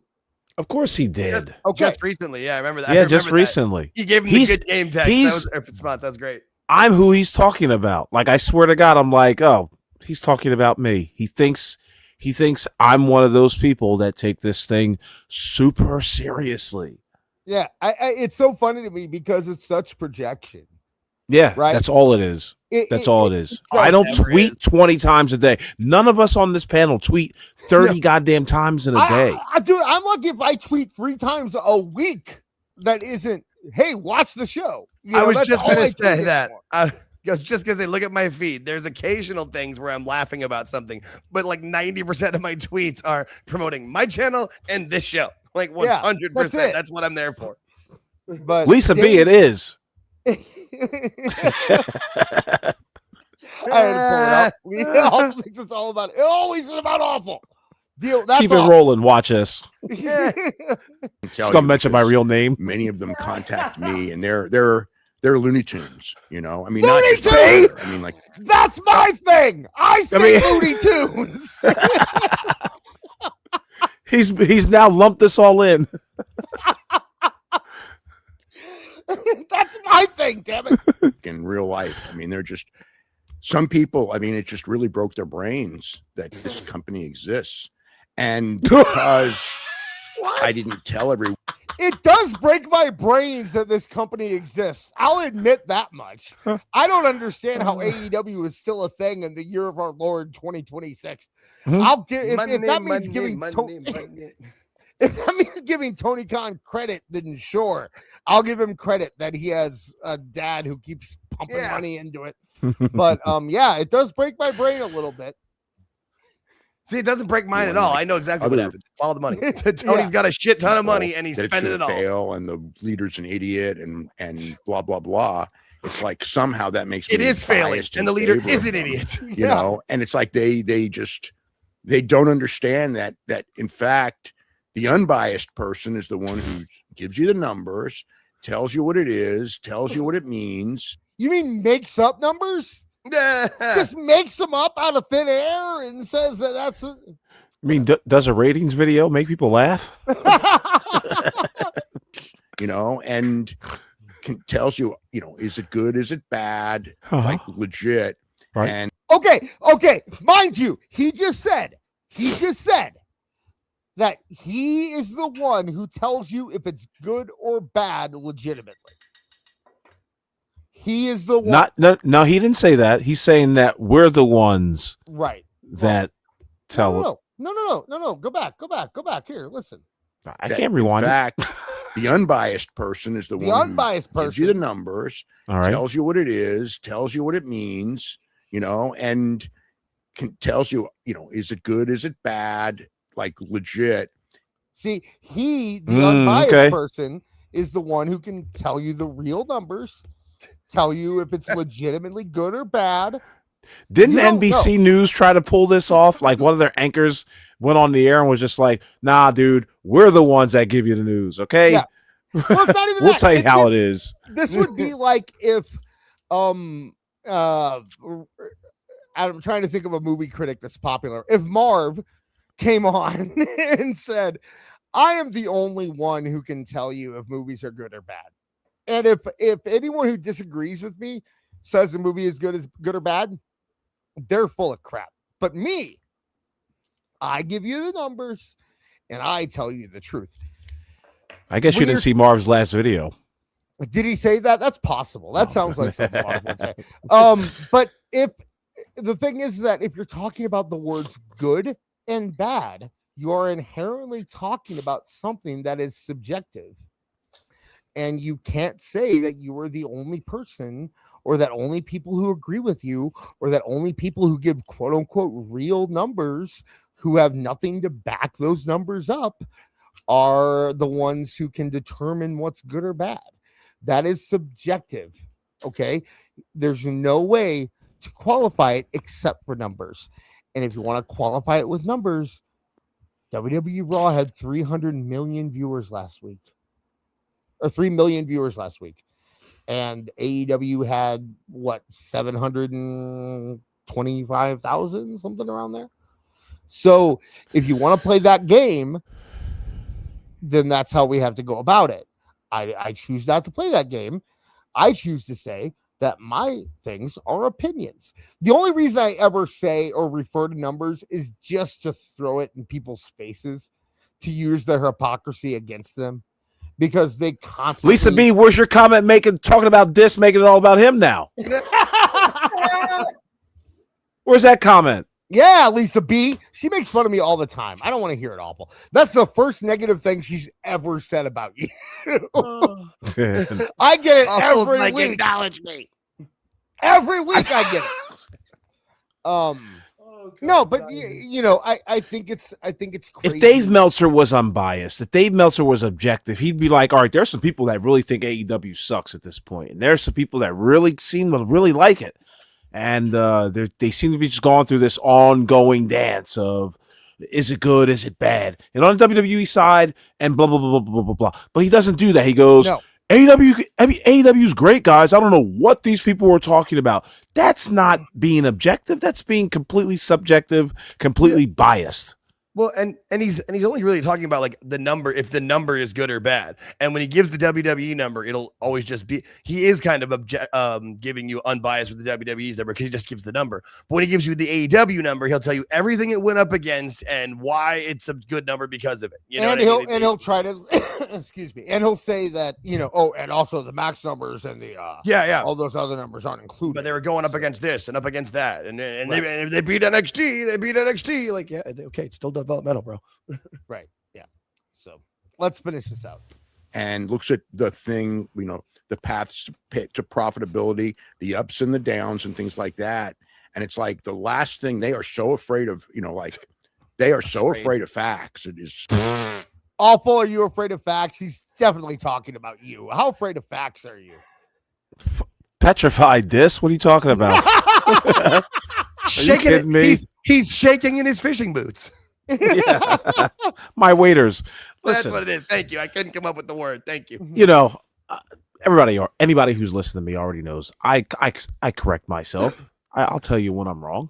Got no problem doing it. Yeah, it's easy. We'll talk about that here in a little bit. But I'll happily take an L. I've happily taken plenty of L's. So let's hear Dave. Right. Let's hear how unbiased he is, because he said this week. So let's really get into how unbiased he is. I did not like this Dynamite at all. Dynamite. Thank you, has Brian a Alvarez. promo with Kenny Omega, where he says that Swerve is now. Awful. Have you heard this yet? Have you heard what happened with Kenny Omega? I'm hanging on every closed caption right now. I'll tell you what. Alvarez is 1,000% right, and I'm actually slightly embarrassed that I didn't pick this up before I did the show with George last week. But he is 1,000% right. Yeah. So let's listen here. Where he says that Swerve is now the #1 contender after beating Brody King. And Swerve was not aware of this. I was like, what are you talking about? And then he challenges him to put the #1 contendership on the line. Yeah. And then Swerve does his promo and goes, apparently I'm the #1 contender. He was not aware. Ow. So Kenny Omega comes on in the show and he says, you're the #1 contender, Swerve. Like, he tells Swerve he's the #1 contender while he's challenging him to a #1 contenders match. He basically says, you're the #1 contender and I want to be the #1 contender. So we're going to have a match to determine where I can win and become the #1 contender. But no one ever said before Kenny that Swerve was the #1 contender. Jesus. And mind you, I've been watching this show. The show that just helped out on Thursday was our 26th week in a row of watching Dynamite and giving it back to the people with a funny commentary, because nobody wants to watch the show. We'll watch it so you don't have to. We go Thursday nights live at 9:30 p.m. Eastern on my channel. But I thought this was because I was hopped up on goofballs. I was like, I didn't get it. And I'm like, I must have missed something. I'm hopped up, like, because this was last week when I watched it. And then Brian's like, no, I did legitimately was like, oh no, this is me. I'm fucked. This is my fault. I'm out. Nope, it was the writing. Hey Jake, steer for a second. I gotta go do something. All right, cool. Okay, you can pause. Yeah, no, because I had to watch this promo too. Yeah. And I still thank Diz so much for stepping in for me. You're good. No, I was gonna put you over while you were walking. I wanted to put him over while he wasn't here. I'll fuck up because that's how we do around here. But no, I really do thank him for stepping in. Because he was able to step in for me. I didn't have to like take detailed notes, and I could be kind of looped here. But this, as somebody who was, I said it in one of the chat on my show. I'm like, as somebody who was on drugs for this show, prescribed by my doctors, mind you, I didn't get what was going on. And I thought maybe with being on drugs, I might finally, because I usually watch the show, normal. Nope, it doesn't make a difference. This was still terrible. Let me know if you want me to pause it. Here we go. Yeah, let's do it. Let's hear what this. There it goes. I hit play. It takes a second. Okay, so if we're going by the idea that they do a match next week for the number one contendership, the winner should in fact be getting the next championship shot. Yes. But that should have been announced somewhere, right? Like Swerve should have known that, I would think. I'm starting to believe Dave is trolling. Look at that smile. Look at that wry smile. Oh my God, I didn't even see that pause. Yeah. I think he that's what I swear I think Dave knows what he's doing. He knows him and Brian have like the secret agreement, like, yeah, we're gonna banter a little bit. You're gonna disagree that you liked that you hated Dynamite and all that other shit. And it's like old school talk radio. I remember, like, I'm just gonna use the example of like Mad Dog and Mike in the Morning. Their whole thing was that they had to bicker with each other. Yeah. Dave has to be able to see that when he and Brian fight, like that gets on Cornette's pod, and like I know Phil and PWT will break it down for him. Like, and we talk about it like idiots. Exactly. I was just gonna say, and then we do it that Dave for you segment. So he knows, like, that's the smile there. He knows this is gonna get played places, and he's pumped about that. Whether he still believes that all publicity is good publicity, even though we are completely making fun. I'm completely making fun of you, Dave. Here, Dave is hideous looking, man. Yeah, he's something else. He's the first. Like when you learn how to draw, he's the first face you make. That's what he is. He's a starter person. You get I know everybody tries to get like their final form. Dave's their first form. Developmental stage drawing starter pack. Fair. That is a good description. Oh my God. So Swerve is losing a number one contendership that he didn't know he had to Kenny Omega. Perhaps.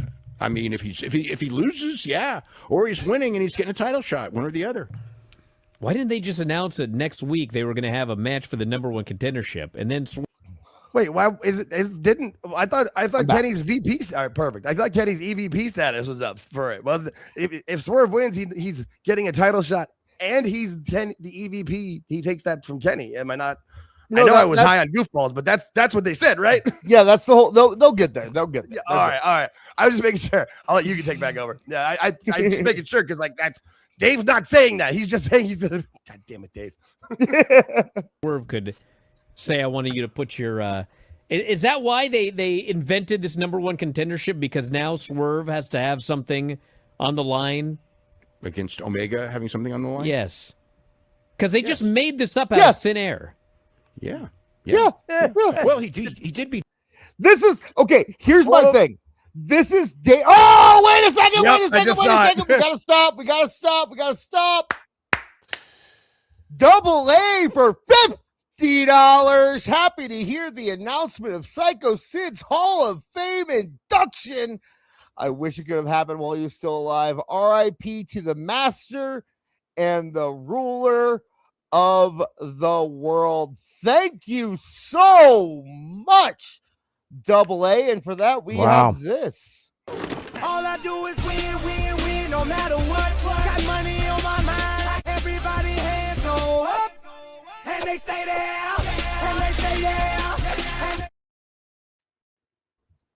Wow. Thank you very much. Can I say shukran, Abdurrahim Malkuheji? Wow. Assalamu alaikum wa rahmatullah wa barakatuh.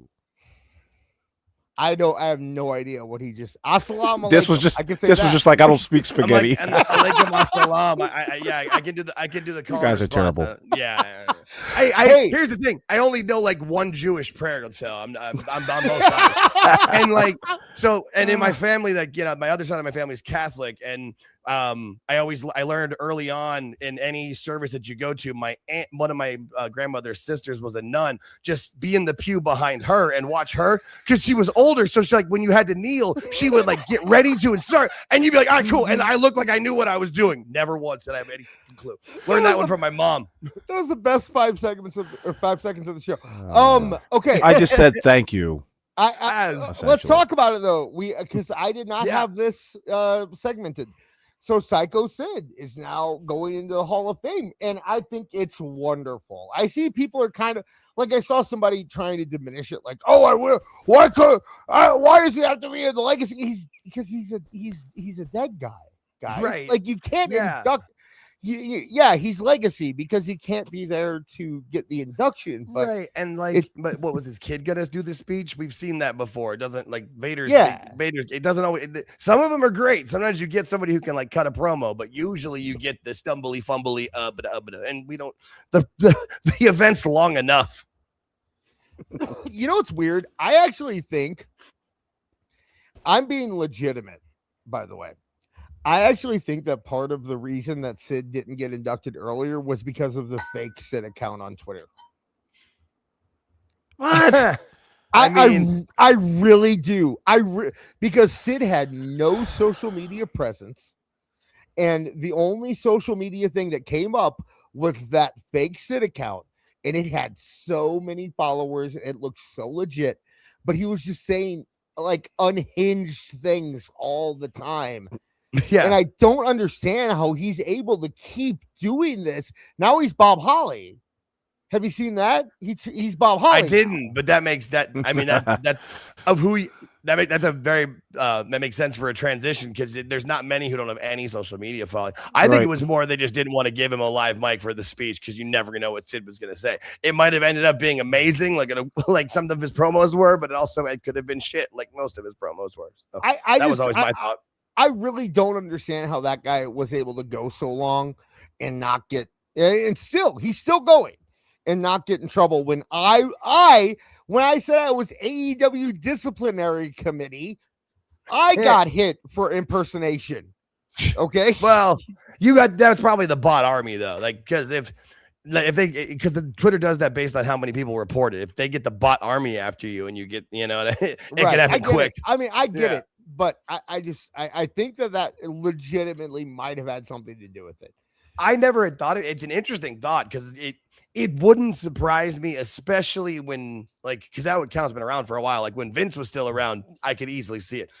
Nowadays, I'd probably not, but he's been passed away for a bit. So I could easily see Vince and who runs the company under Vince would easily believe that's real because it's Vince and Bruce Pritchard. Well, you look something up. Here's the thing: when you searched Sid online, the first thing I thought it was real for a while.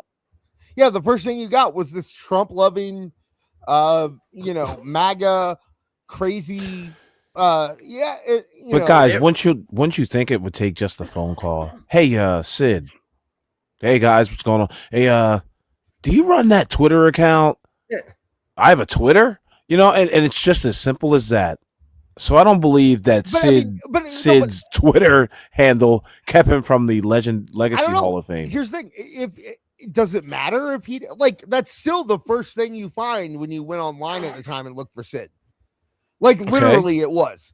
It was so regardless of if he says, yeah, it's not me, guys, if Twitter's not going to do anything about it, then it's still there and it's still a problem, right? But YouTube is forever too. I mean, my God, they're about to induct Demolition into the Hall of Fame. They've already inducted Bret Hart. You can still find Bret Hart shitting on the WWE at this very moment. You know what I mean? So in multiple interviews. Yeah, in multiple interviews. So I don't believe, again, I stick with my guns. Sid Udi's Twitter handle had nothing to do with him not being inducted into the unless Hall of they Fame. thought it was him. Unless they just assumed it was him. Like everyone else in the world. I did for a year. No background check. Yeah, I did for a year because you're not even thinking about it. You're just like, that's why would that not be Sid? It says because it was because we want to induct him into the Hall of Fame, and we can't do that if that's really Sid. I don't see. I don't think the Twitter handle had much to do with it either, or anything at all. I just really legitimately think they didn't want to give him a live mic because he was crazy. But back to the account, it was edgy and said crazy shit, but it was like right on that level where you could still believe it. It wasn't like it was the Iron Sheik one where you could clearly see that somebody else was doing it for him. You know, There was the, because that was the comparison that I made at the time, and I was pretty surprised when I remember that when I was like, wait, that's not real. Wait, what? Yeah, and to be fair, like, what was Sid saying on Twitter? Nothing. The legitimate Sid was saying nothing. On Twitter. He was saying just some dude, for honestly, when I first found out it was fake, I was like, oh, it's Beard. Like, that was my first thought. I don't know why, but like the cadence and everything came off like Beard so much that I was like, oh, that's Beard then. Okay. It's Beard.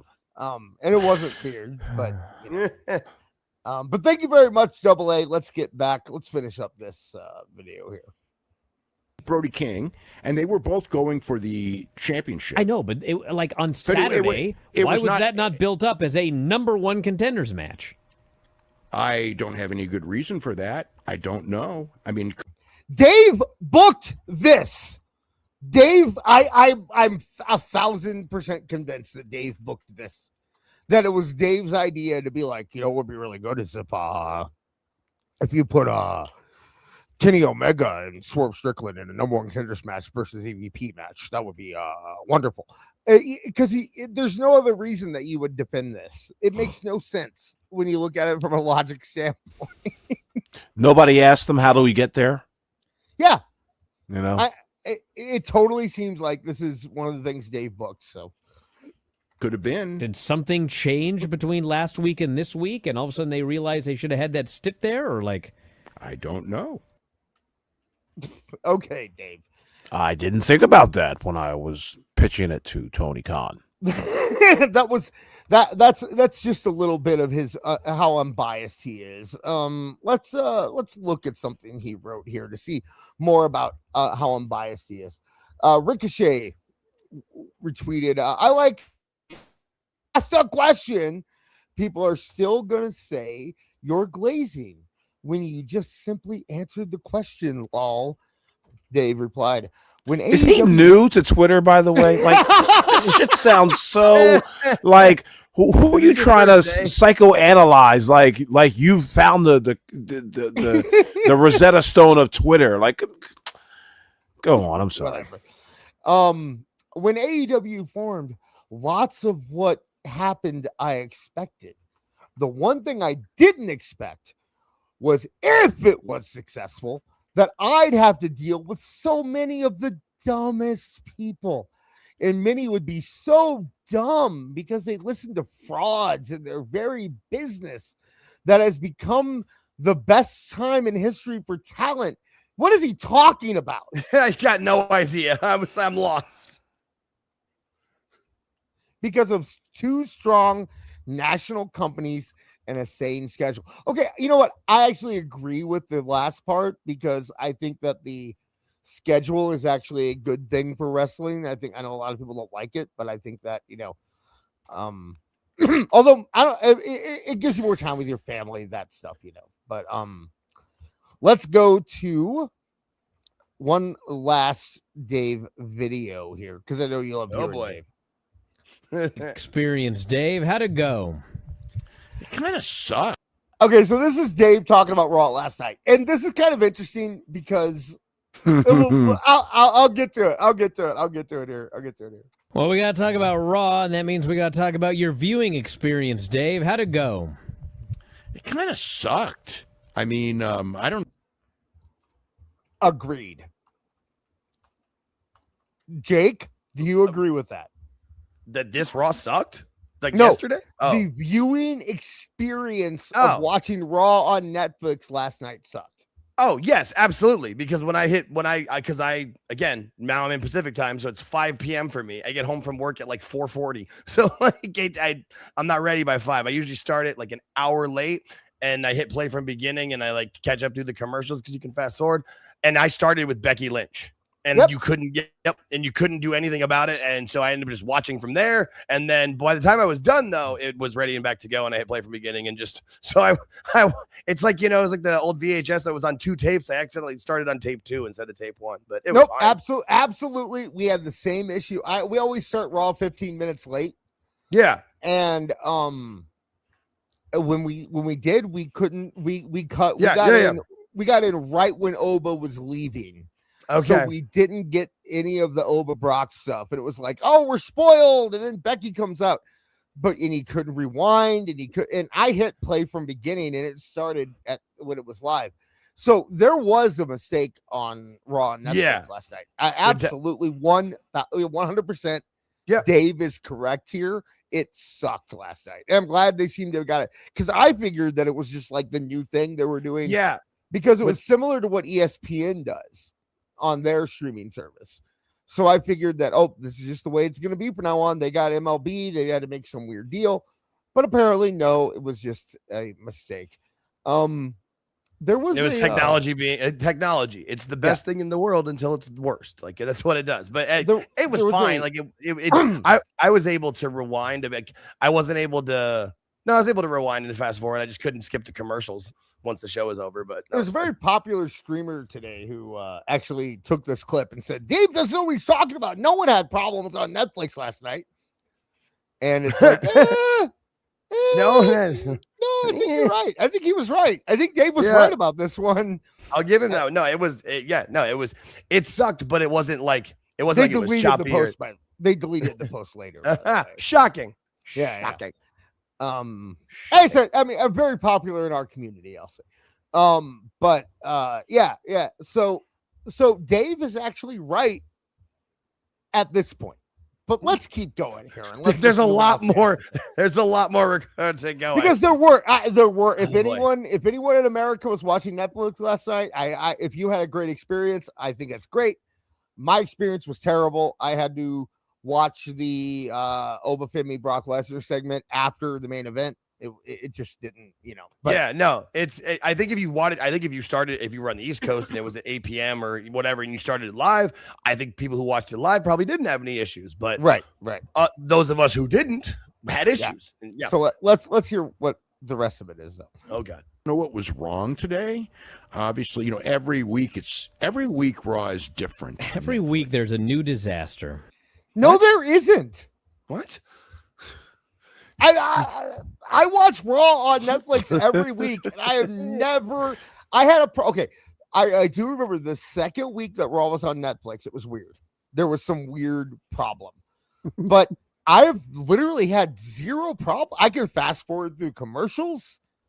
I can, everything seems awful. Or anyone in the chat, or awful, or Jake, have any of you had problems consistently with Raw on Netflix? No. Okay. Nope. And I consistently do not start it live. Like I rarely ever start it live. That's true. I don't either. That's true. So, and I don't watch it live either.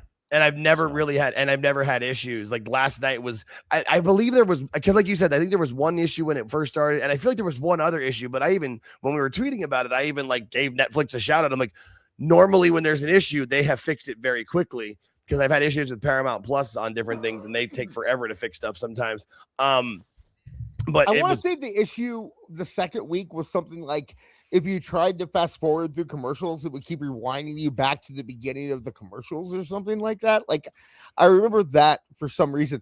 I can tell you this, though. I did watch AEW Dynamite on Max this past week, and it sounded like they were recording in a cardboard box.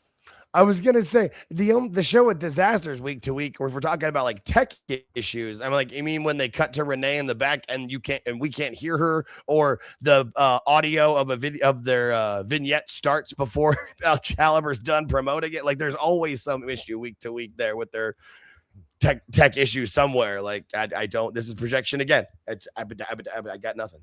Yeah, the audio it hurts my brain. The audio in AEW is terrible. And yes, Boris, every week they censor the crowd. That is not a technical issue. Boris, stop being bad faith. I'm sorry. Yeah. All right, let's keep going. Netflix does need to stop that fucking censoring. Like, just I let it agree. fly. Just let it the fuck fly. Well, you're already there's a paying reason money for for the that. goddamn service. There to is a begin reason with. for that. It's India, Yeah. right? It's India. No, Isn't that, from I what always I thought it was understand, India. now from what I understand, they do that to make sure it can stay. Like if you have a kid's Netflix account, to keep it or like. It's to keep it within the age bracket of it's basically keeping it PG is the idea. Then don't say it. You know what I mean? Don't say shit. No, but don't say. Yeah, you can get it live. Like, yeah, I don't know. For any of the censoring, that's to my understanding. I don't know that for a fact, but that's what I've heard. Yeah, I think it's weird. I personally, I do think it's weird. I've heard India in the past that like India has very strict things for streaming, and that they can't be on in India if they curse or if they did curse, they'd be adult only or something like that. So, yeah, that's what the way I understand it is the censoring, and then like if you watch it on a replay like on Tuesday or afterwards, it's even more censored if anything that got through. So that because there's like the Netflix Kids account, so that they can still get as many views as possible. And in India would make sense because that's a big ass market. So that's a lot of money sitting over there. I do agree with you. I think it's stupid that they censor. Yeah, it's absolutely dumb. To figure out It's a better option than just censoring it out, or even have it to where like that's the censored version is what's available for the kids, and then on a regular Netflix account we get it. Like there's a fix there somewhere for sure. Yeah, I'm sure. Well, it's not necessarily a disaster, but today was kind of a disaster. Yeah. So I think I tuned in about 45 minutes in, and want to start the beginning, and it would not let me start the beginning. I could only start. It was a Becky Lynch. I started with Becky Lynch. Yes. Yeah. Is that what it was? Well, because about an hour or an hour and a half into the show, all these people on Twitter were complaining that you couldn't rewind. That was me. I did that. All these people, yeah. And people responded, and we are all these people. Mike Glass was there too. There's somebody else is there too. Yeah. Hey, and you were there, and you were there, and you were there. But it never happened, apparently. I guess I did hear it didn't happen in Canada, so to be fair, but I can see it that international feed was probably different. For anyone to make the statement that it just didn't happen, it's like maybe do a quick Twitter search really quick before you say that. And then other people were like, well, you can rewind, but it only lets you rewind 30 minutes. And so I went up and I rewound. It let me go back 35 minutes, but it was to the beginning of the Becky segment. Yeah, and then everybody else was like, I couldn't go earlier than the Becky segment. That's what was me. I started with the Becky segment. And I go, well, I want to watch the show in order. I don't want to watch the end first and then watch the beginning, which is what I ended up doing. I got to the first commercial break, and that stupid screen came up, and the little thing in the corner said it was going to be 8 ads.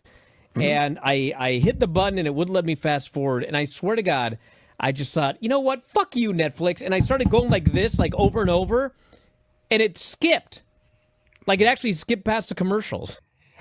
There's a little bit of entitlement here. There's a little tiny bit of entitlement here that we're getting angry that we can't skip through commercials. Like there's a little bit of entitlement there. Because I mean, and I'm talking about myself too. Okay, fair. For realsies. Yeah, I think there is a little bit of because a couple weeks ago, I kind of took a week off social media, and I started watching a lot of Tubi, and I was like, commercials are kind of nice.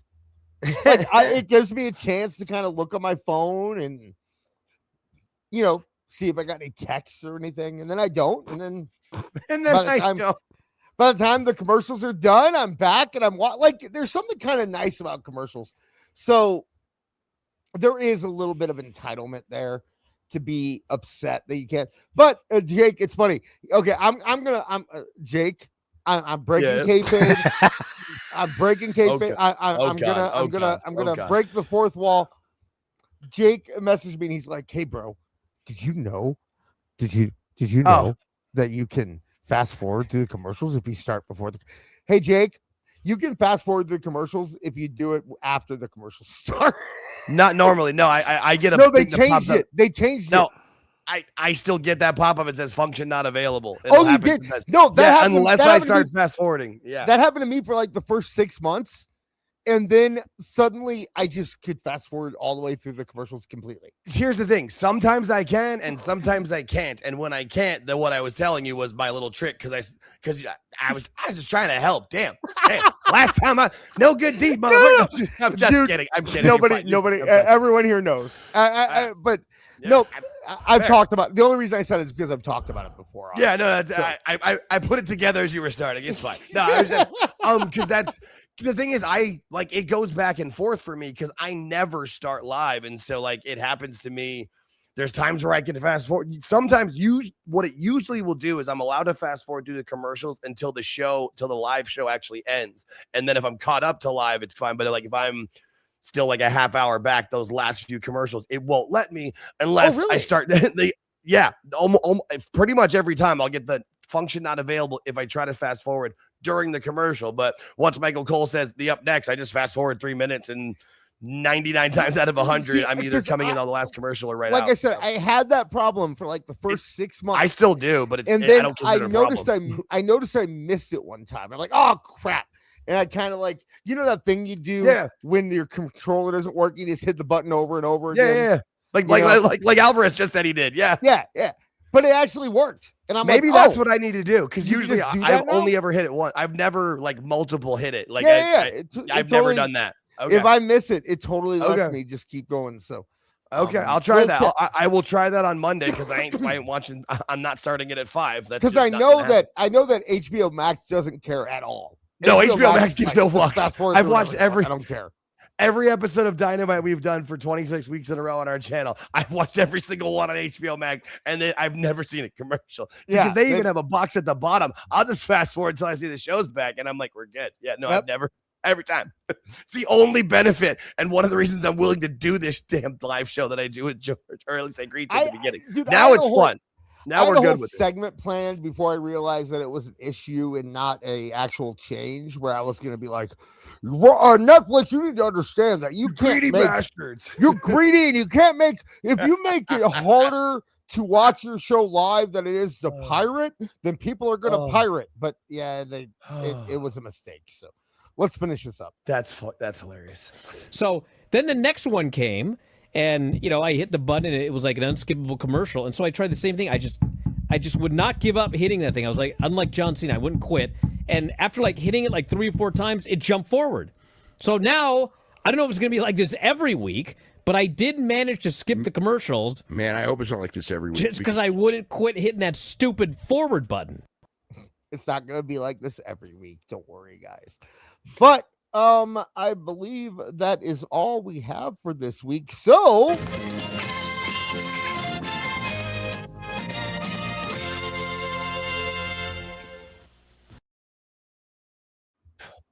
all right. We're gonna get through. Not a lot of meat on that bone. On what bone? The Dave Meltzer bone. I don't know. I thought the hypocrisy was a good angle there. He was very hypocritical. So, and it looks like the chat agrees here. Let me go. Man, we have quite a few super chats to get to. So nice. let me knock through these. Last Call podcast with Chris Connor. Thank you very much, Chris. If this has his way, we will get Mr. Iguana Danhausen tag team with Rizzler as the manager, and they will go on to win the tag team titles at WrestleMania. Dude, didn't I say that like at most maybe Danhausen wins the tag? Why is it that because I like stuff funny, I get the reputation that I want like all everything. Yeah, it's like I like something that's funny, so that means that I want the most unserious things to constantly be in the tag team champ. Like, come on. It's like we were talking about earlier. If you like one thing I don't like, man, I hate everything about you. It's like, yeah, it only took same thing. Awful is with you though. So go ahead, Awful. No, I mean, after 2 years of hearing you be overexcited about people like the Rizzler, Trick Williams, and loving fantastically retarded things as far as television shows and movies and such, yeah, it's logical that they'd come to this conclusion that but don't throw my boy Trick under the bus. Hang on now. Yeah, what are you doing, Trick? Hang on. Yeah, wait. hang on. You're overglazing of Trick Williams. I've always qualified it. I've always qualified it with the fact that I think that there is a place for them, and I think that the hate for them online is overstated.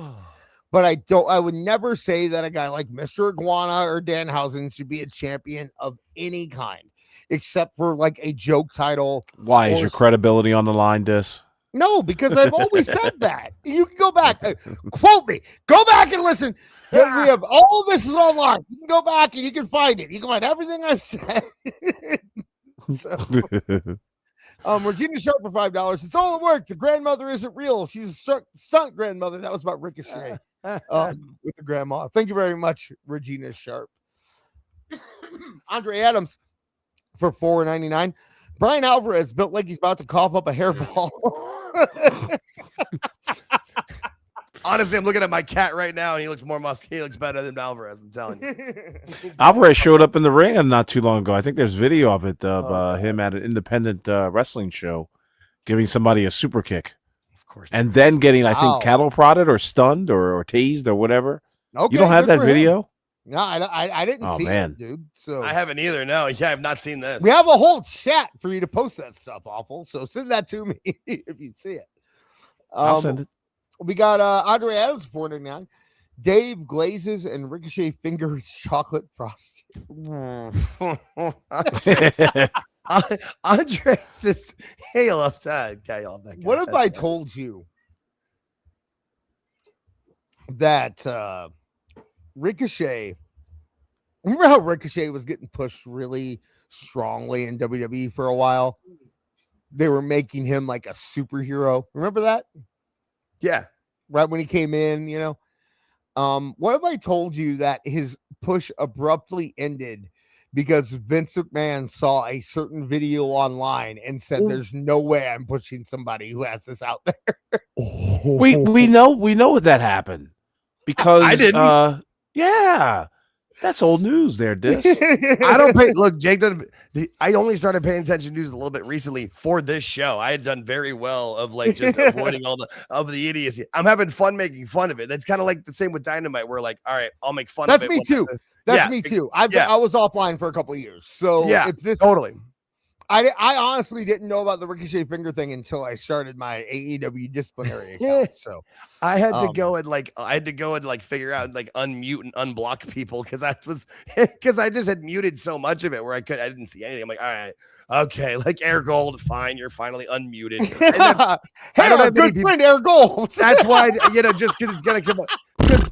Like I didn't have many people blocked. Like I really don't. I wasn't much of a blocker. I always just mute them. But I just went to that list. It took me like an hour, love how since Air Gold has appeared on the This Is Awful podcast, he's become like public enemy number one from WWE fans on Twitter.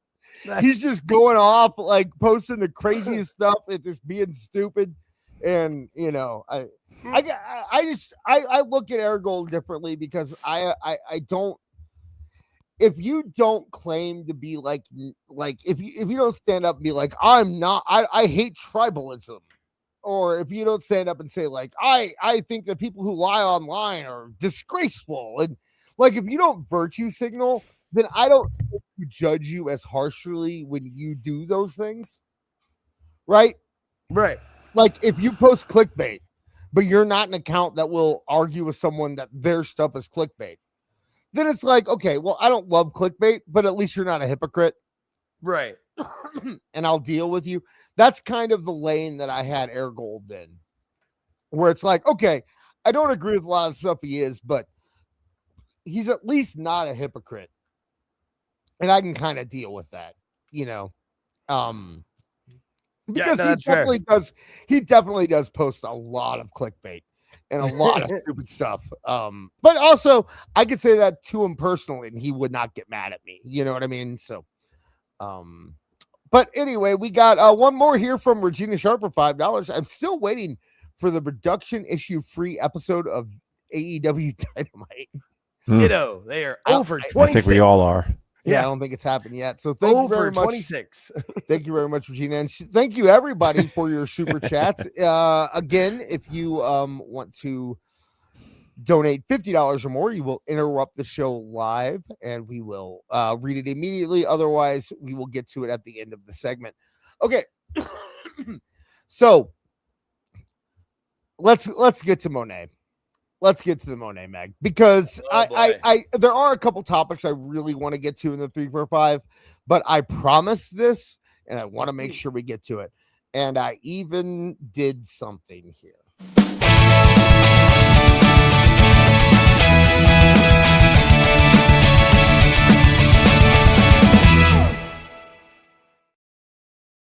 We have an intro. Jesus Christ.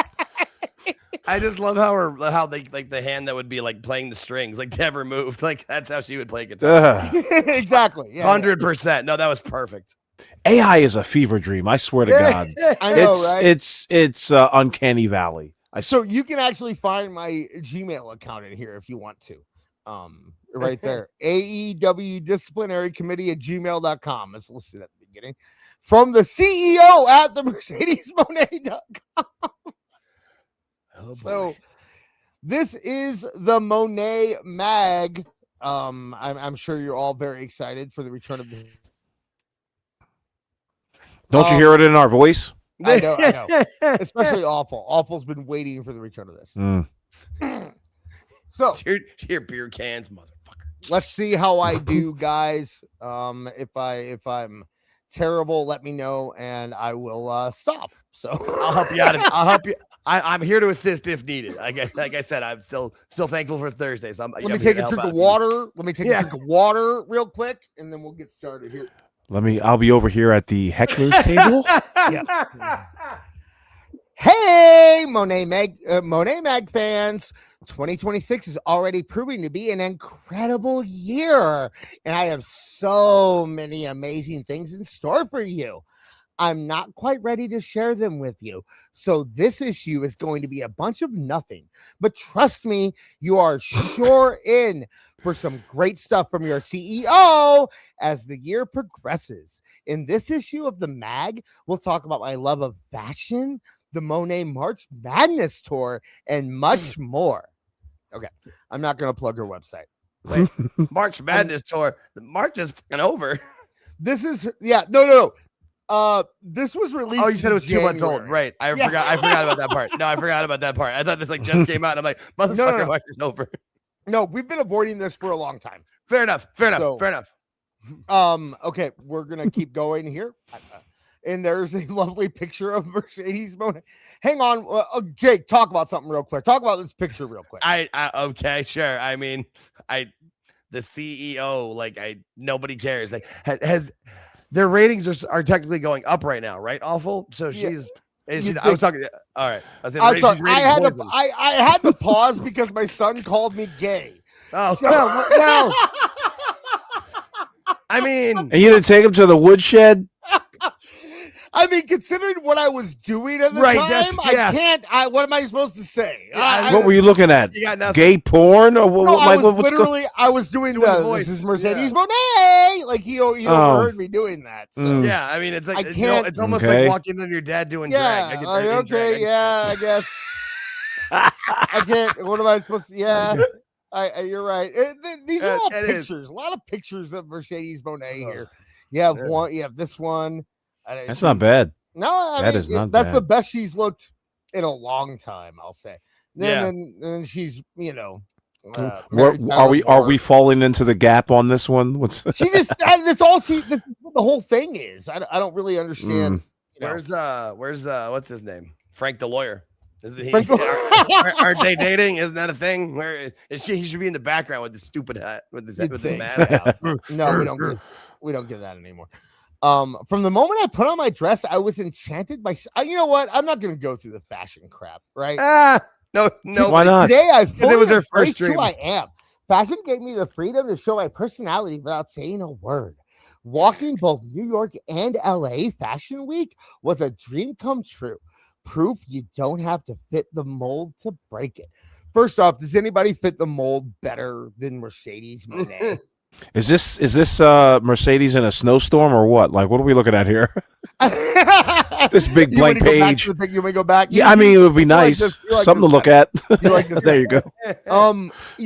I do want to point out that Nia Jax also walked both stages. So I don't think it's a big flex, honestly, that Mercedes was able to do it, but Hey, what do I mean, hey, know? she wanted to. Good for her. Like, good stuff. Why? That's fine. So many. Look at this. There's a picture of her. She's wearing a Peg Bundy. I was just gonna dress. say that. I'm like, what is this? Married with children? Goddamn. Dead ass. And she's wearing the same outfit she did before. Hey, but now you can see the dress. Oh, Before by the you couldn't way, see the dress. Now you can see let's the be dress. text buddies. You can $9.99 a month, buddy. You want to do it? No, $99.99 a month, my friend. If it was $9.99 a month, we'd probably pay for it for the show. It could be some great bits, but for Only $100 a month, yeah. like, all right, fuck off. If someone donates $100 right now, I will subscribe to this for the next month. No, didn't she say there was going to be a limit on the amount of people that were going to be able to do this? And she's still asking people to be her text buddy. I know it's 2 months ago, but still, like, I thought think that- it was more of like she was saying that because of the price point, there's a built-in limit. You know what I mean? Like, maybe, yeah. Like it's exclusive because it's so expensive. That's probably what it You're was. on the text buddies waiting list. Like, No, what that the makes hell? sense because I don't actually listen to any of the interviews she does, but I'll see like transcripts of them. And yeah, I kind of took it as like they set it at like a limit of like, 25 people or whatever because they wanted, but you're probably right. How dare you besmirch the visage of Naomi Besmirch. with your with your magazine? How dare you? That woman was a former WWE champion. Well, yeah. And no one and never lost her title. She had to vacate it because of Big Jim. So And in 3 months had a bigger character than she did. massive. She was super. Yeah, no, she was super over with that. I'm opening my vault. Ew. Okay. Nobody wants that. Nobody wants that. Nobody asked for that. Monet Wear is a limited edition archive collection featuring authentic pieces from my wardrobe. Yes, including ring gear and accessories. You heard me. I'm selling my panties, worn throughout more than 15 years of my defining and most memorable moments, each delivered by auction only, giving you a direct connection to my legacy. You can smell them, you can put them on your head, and no one will know. And I the first- farted in this at TakeOver. When I faced Bailey. when I broke Soraya's back, I sharted in this one. When Nia Jax punched me in the face, you should see what happened to those. I leaked. I love how she's just like trying to make this sound classy when all she's doing is selling her ring gear to perverts. Like that's all she's doing here. Quantities are extremely limited and available by auction only, giving you a direct connection to my legacy. I'm serious. You can have your nose like inches from that spot, okay? In a glimpse, My bra still has titty sweat. in a glimpse into the future of Mercedes Moné fashion. Action? At first I thought it said auction, but it says action. Action is going live week of February 22, 2026. That's live now, guys. What are you doing here? Head over. Get over there. What are you doing here? I'm dead. Go And buy. did she mean auction or did she just mean action? Like that's. I what think that- she meant auction. I think that is a. I do think that's, too. spelled correct. Right, and that's but because it's a real word, it doesn't get caught by autocorrect.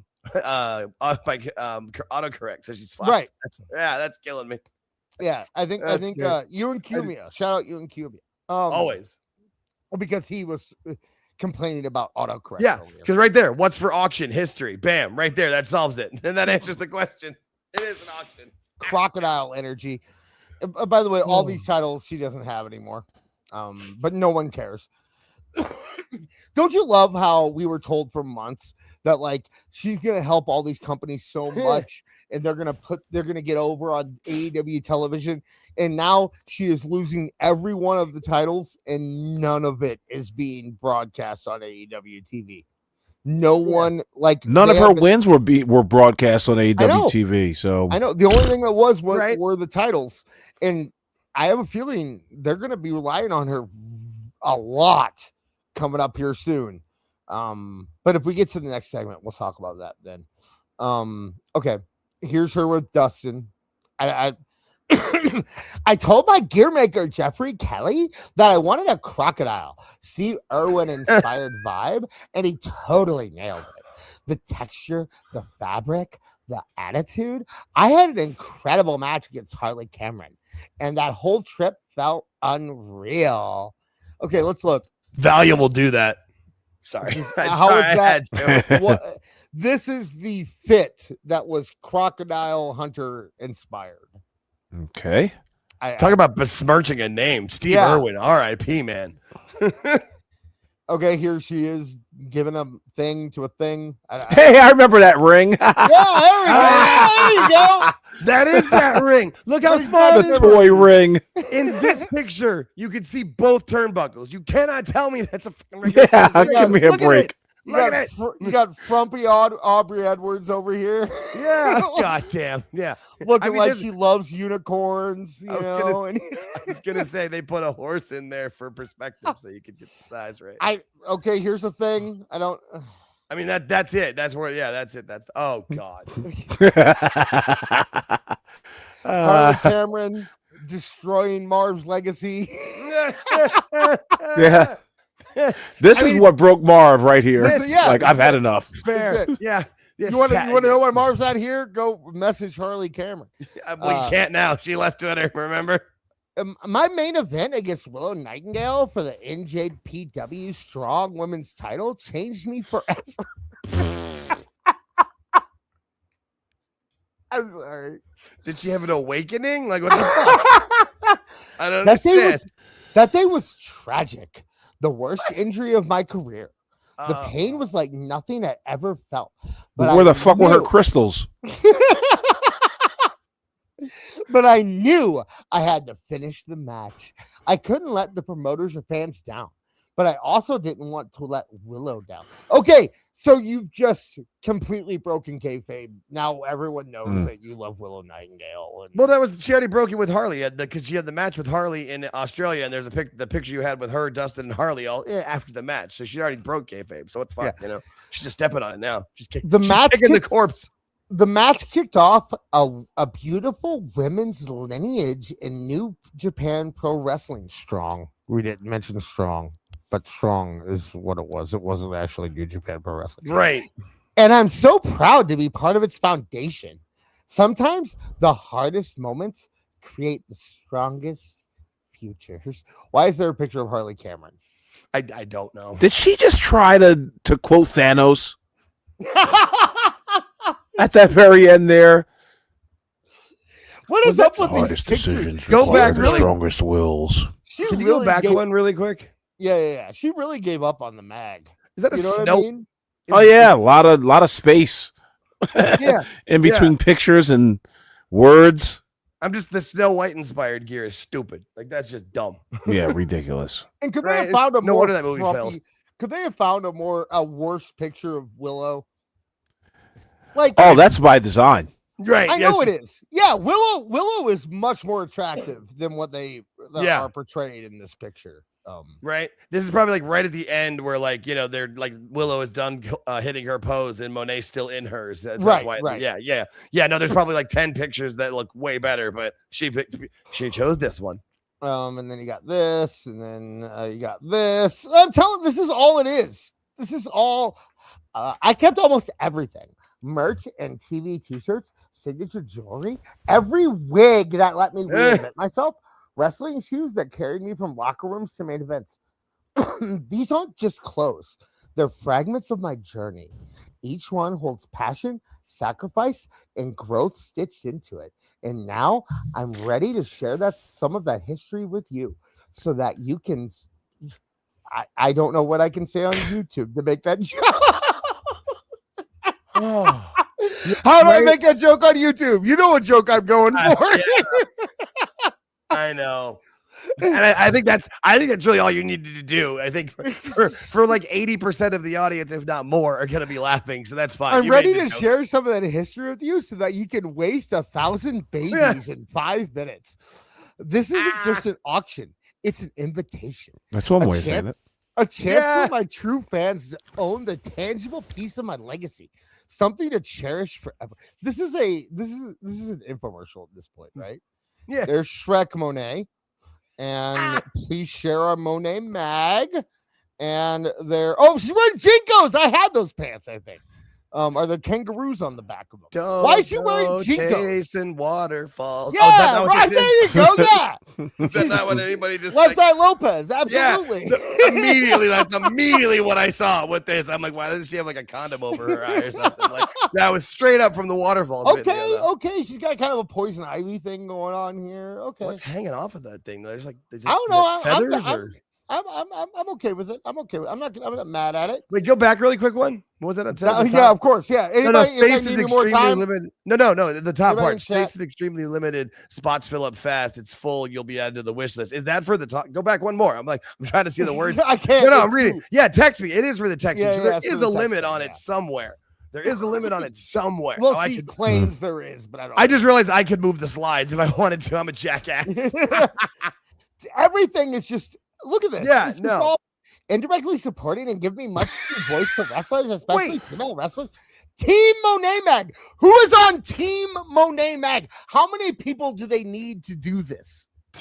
I mean, I think she counts it as the one person who does all her one assistant she pays that does It's all Jennifer of her stuff. Pepperman, right? Yeah, That's all right. it is. Yes, you're probably right. Is there anything else in here? Okay, come on. Well, what's Somebody's about to give her a neck breaker. I love it. what is this?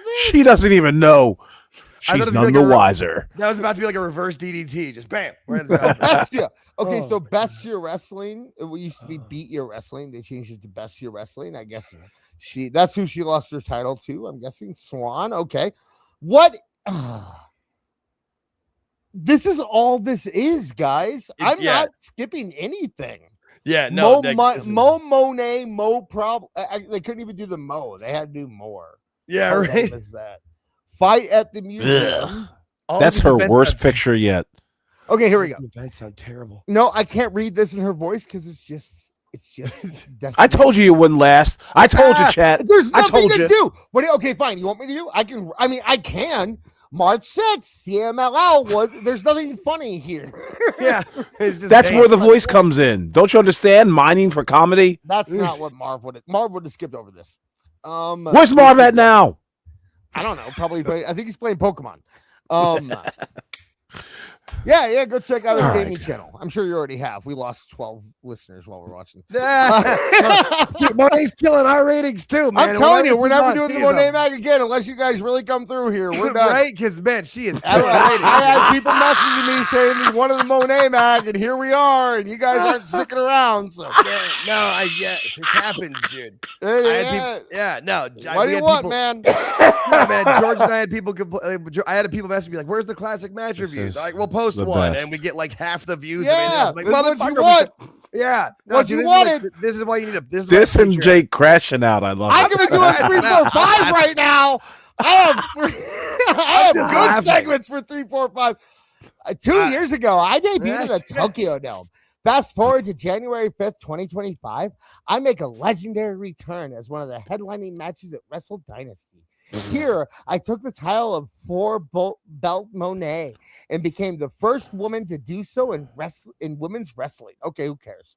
Yeah, nobody There cares. she is, and she has flower. She has. Why does feathers she on. always? Why is she posing always in like some of the worst I don't know. asexual poses? Like, there's My number nothing one- that gets you jazzed up. My number Watch- one looking at these- Scott always goes above and beyond, creating a birthday book filled with wishes from fans all over the world. It truly means more to me than you'll ever know. Okay, guys, here's what you got to do. Mercedes Moné just said that she likes getting birthday books. Next time she has a birthday, I want everyone listening to this right now to send her a book, okay, for her birthday, and see how much she loved it. You are my fuel. I wouldn't be here without you. Kiss. That's it. Jesus Christ! How much is they? How much are they paying for that? I'm never doing unless you guys like went crazy. It's somewhere else. I am never doing a Moné Mag again. I made I made a intro for no reason. I'm never doing that again.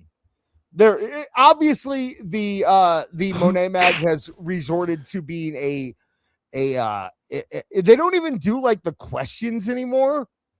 You know what I mean? Like they don't do anything fun on the Moné Mag anymore. I think it's done. I'll keep reading them, but unless there's something big in there, I'm not gonna keep the. And guys, I feel sorry. I'm sorry. I am sorry, guys. Regina Sharp for $5. Oh Lord, Moné has given up on acting after wrestling, and now she wants to be a fashion girl. Yeah. No.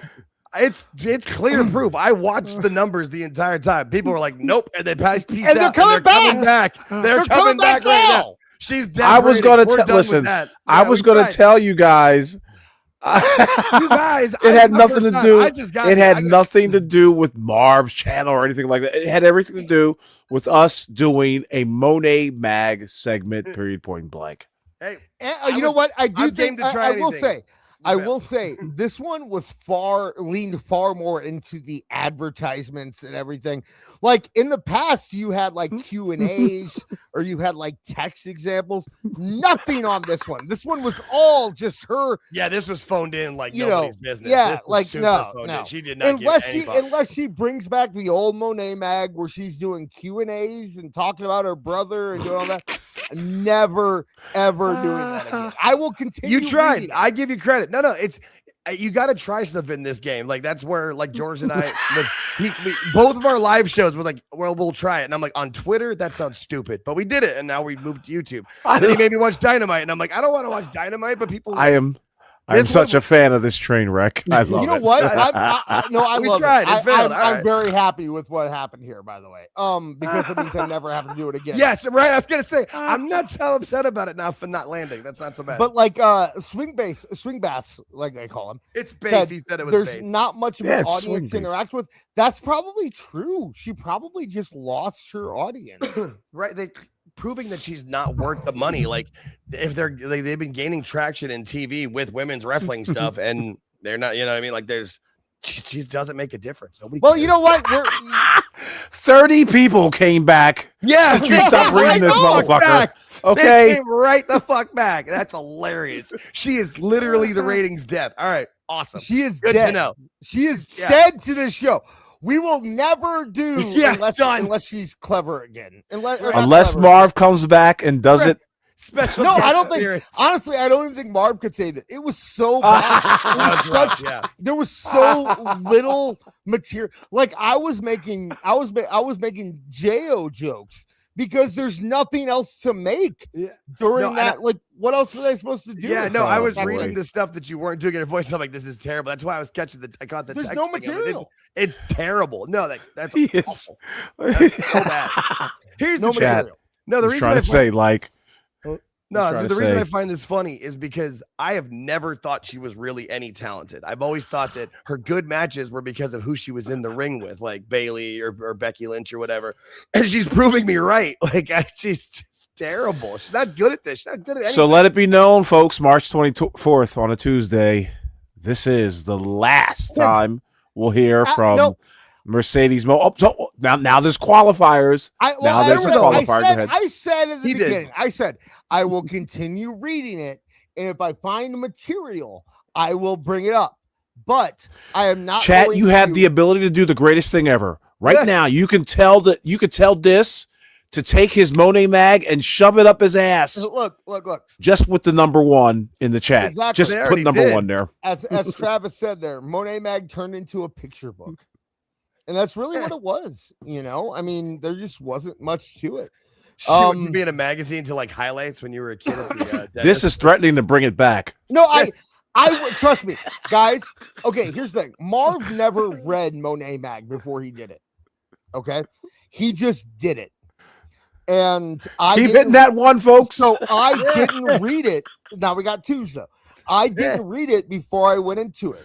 I will. The way I'm going to change is I'm going to read these before I start doing them, and then I will. Yeah, exactly what Desperado said. This should keep reading, but don't feel obligated. To share. Yeah. Exactly. I'm Unless going to something read is them, funny in it. Yeah. and if they are worth it, then I will bring them here. If they are not, Oh no. what you're going to lose though is the spontaneity of Marv not knowing what's coming ahead of time. And here's another we'll one. move that. That bag turned into a grandma's face. Yeah, it totally did. It totally did. Hey, That was hey. totally. More of a That's reason good to line. kill it. You Yeah, know what I I mean? Hey, you take a swing at things in this game. We tried, not good. Moving on. Next. So, in addition to the Moné Mag, though, I want to point out that Tony Storm is not going to be back for a long time. What'd she do? Pregnant. Well, She's pregnant. No, we don't do that. We don't do what? I made a big stink a while ago about how I don't like when they did with Naomi, when people were like, "Oh, she's preggers." I was like, "Don't do that." And she was pregged. Right. I'm like, I don't like it because what if she comes back next week?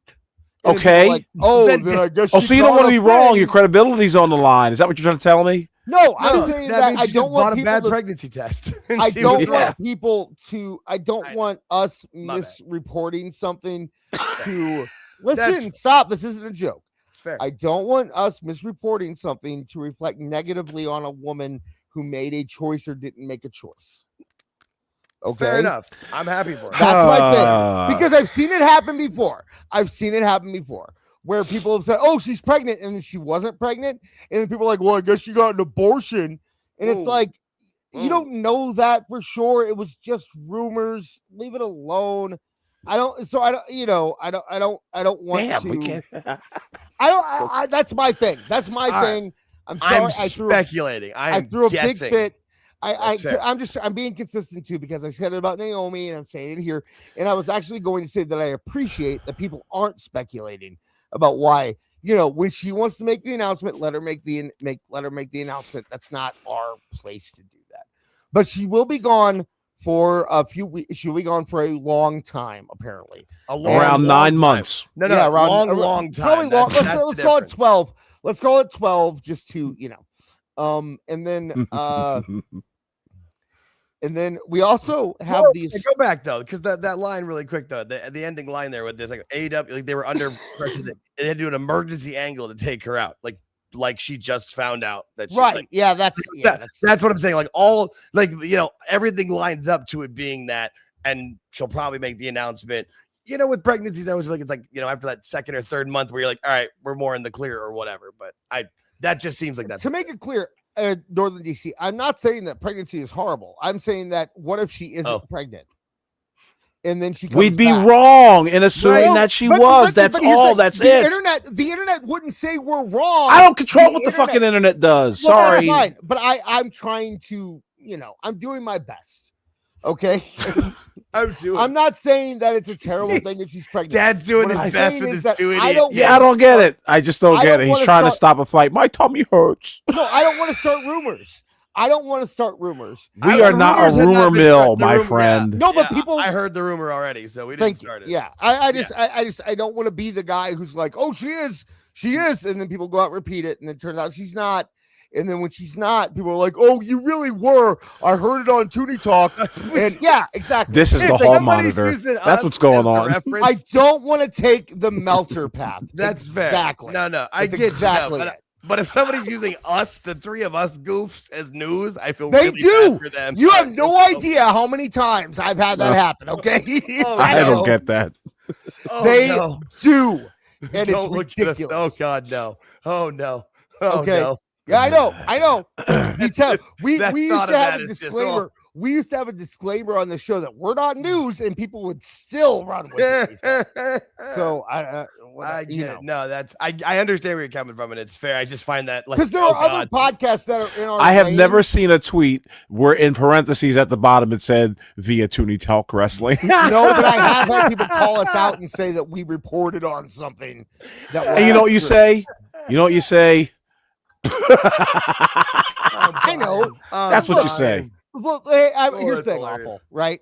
People are already sourcing us for things. People are already saying that we report things. Why don't we?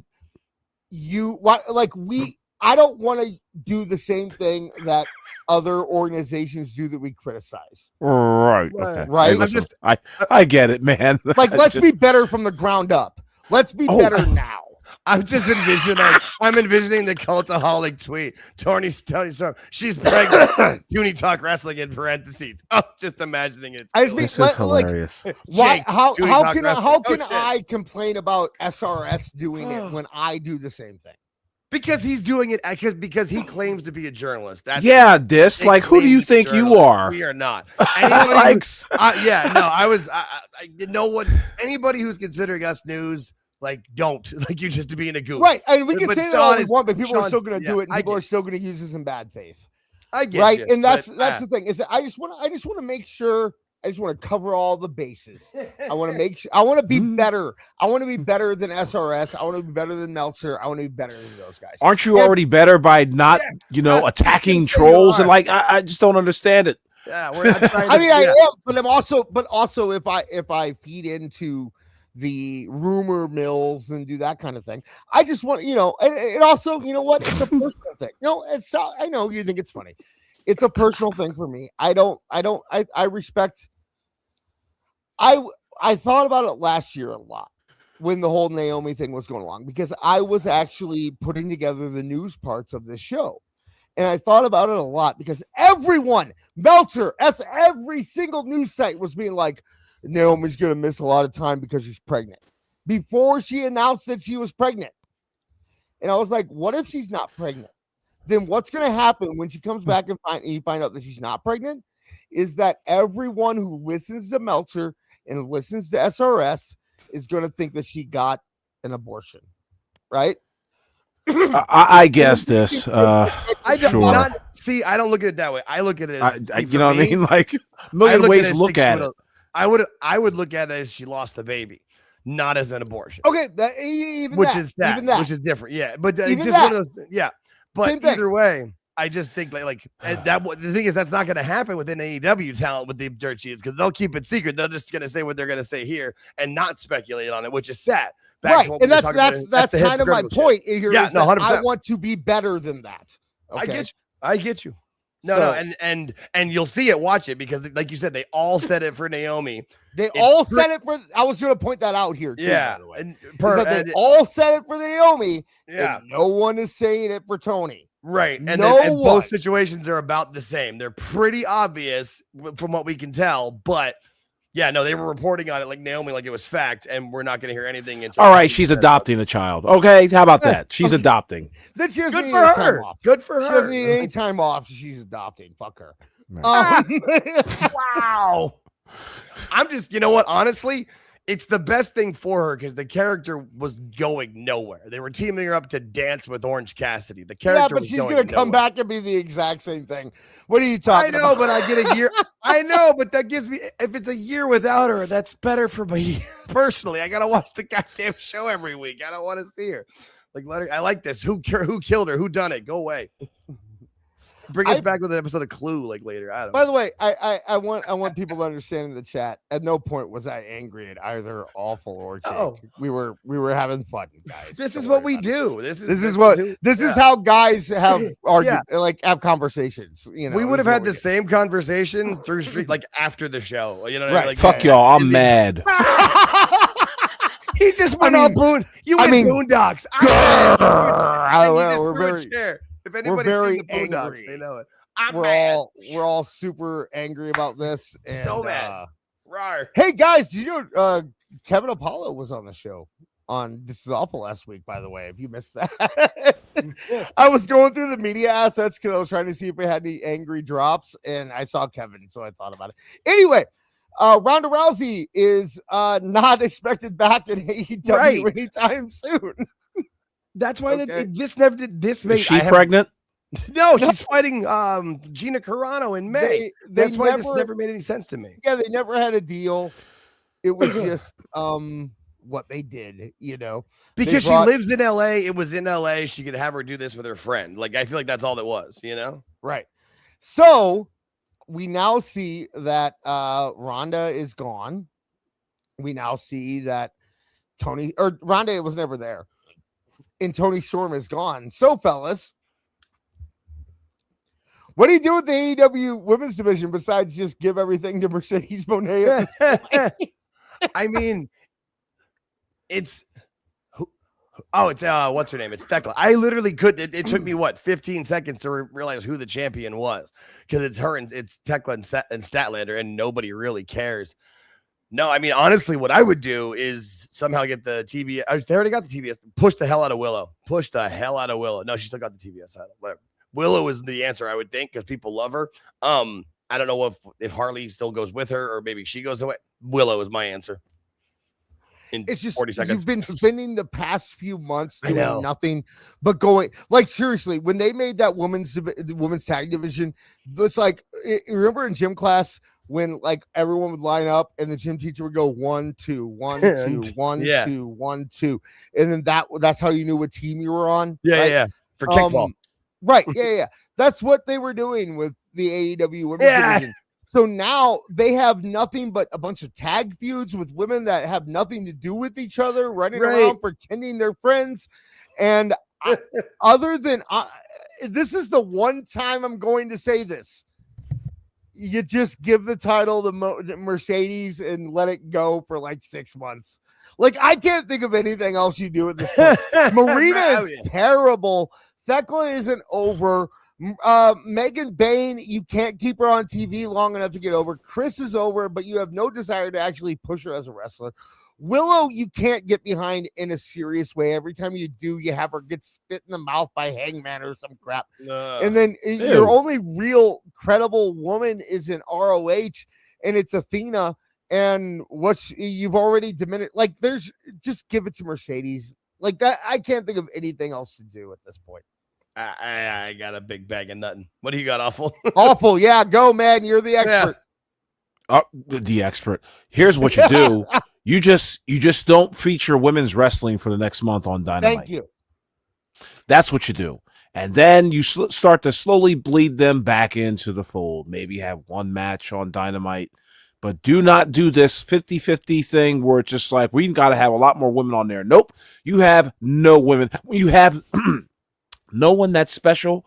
You pretty much have nothing. So do the tag matches. Make it about the tag. Don't even do that. Nope. Don't even do that. Don't even do none. Start to build them up from the ground up again. We're gonna have to be reintroduced to these ladies all over again. And that's how you take care of that. They need someone. Go ahead. I just had a thought. Britt Baker. Yeah, that's what I was gonna get to. All right, cool. Bring back Britt Baker. That's the only thing I can. Bring her to that's what? The only other thing I've got to come in and take the title from Thekla and like be the champion for a bit. Yeah, but now you still have a million stew of just women that mean absolutely nothing. Because and you've got Britt Baker, who's the champion. There is a match. There is a money. Money match is probably an exaggeration. But there is a match to be had between Britt Baker and Mercedes Moné. Yes. Fine. Then let those be the first two that you present to the audience after the month of the month hiatus on women's wrestling. Here's the problem. And Matt nailed it in the chat, which is Moné says no. There's no way she's gonna have a program with Britt Baker. No way. Here's the thing. Awful is right 100%, but Tony's not going to do that. Like he's not strong enough to do that. He's just not. Like they should have started by having a women's division. Like they didn't need it. Like they should have established themselves first and figure out what they're doing and then introduce a women's division. But they wanted to be the progressive and whatever company, and I think Tony's stuck with what he's got. So I don't. No, and none of these answers are any good, but you know what I do? There's the women's division. Here's what I do. I would not bring Mercedes back. I'd bring Britt in, and I'd restart the feud with Thunder Rosa, and I would just ride with that because it's the thing that worked in the past. It's been long enough since you've done it. Both of them can work if you can get them on the same page. I don't know exactly what the deal is there, but I think there's still mileage left in doing Thunder Rosa versus Britt Baker. Page. It's like this show has not been written by anybody. Like, I don't understand this. This one doesn't work with that one. Reality. That one doesn't work with this one. You get the last word, Awful. You get the last word. Go. End we it. done? Yeah, Okay. that's it. Well, no, and here's what scares No, me. no, and I'm gonna boss, no, no. right. Leave it right. Those are the rules. This isn't All right. PTI there, Jake. My bad. No, I was just gonna put up a chat because that was in the time and it scares me, but it's good. We're good. Move on. You can chat in the chat, but yeah, we have rules. Fair. No, I like it. I'm a rule follower where I need to be. That's fine. Hey I'm good. guys, you see Ah, this? You see God. Gollum came into Fucking AEW. jump scare me. Jesus Christ, dude. God damn.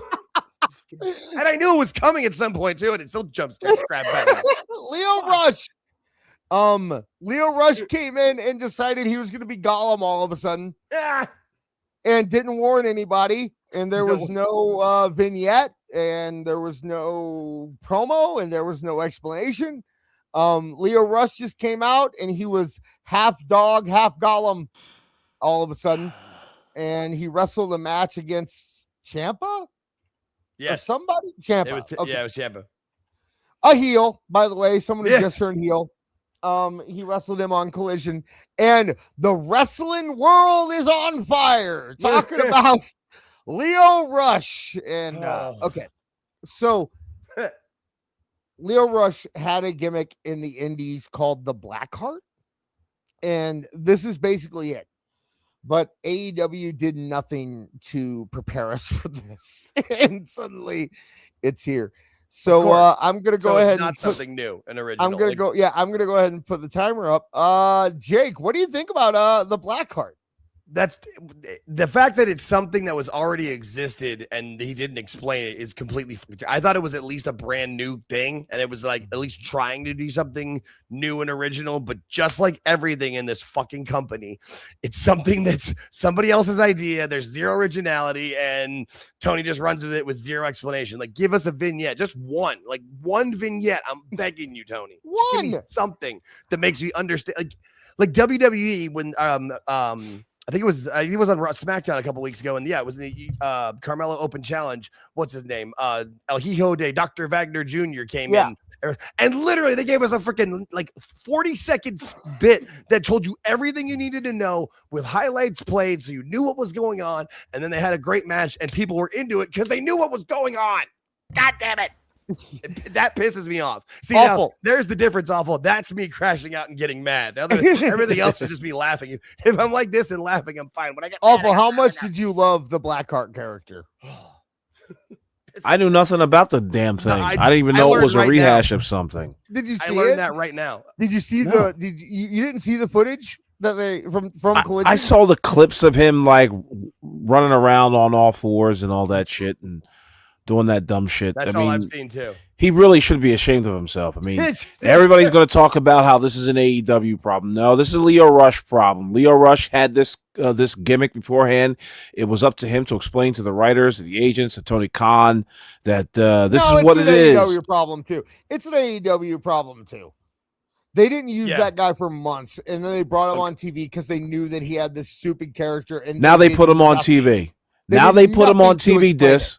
I'm saying it's all of their problems. It's AEW and Leo Rush. I'm putting It's this one on Leo Rush. Well, okay, so you're AEW. Wait a second. So you're AEW, and this guy comes to you and says, I have a new character that needs to be put on TV. Because why else is he getting put on TV if it's not because he has a new character? So clearly they knew this wasn't a surprise. They had the camera angles ready. They knew he was coming on with this. This is also AEW's problem because they said, okay, yeah, introduce a new character that we're not going to give 1 second of background to. Yeah, that's perfect. We love that idea. How is that not both problems? Explain that to me.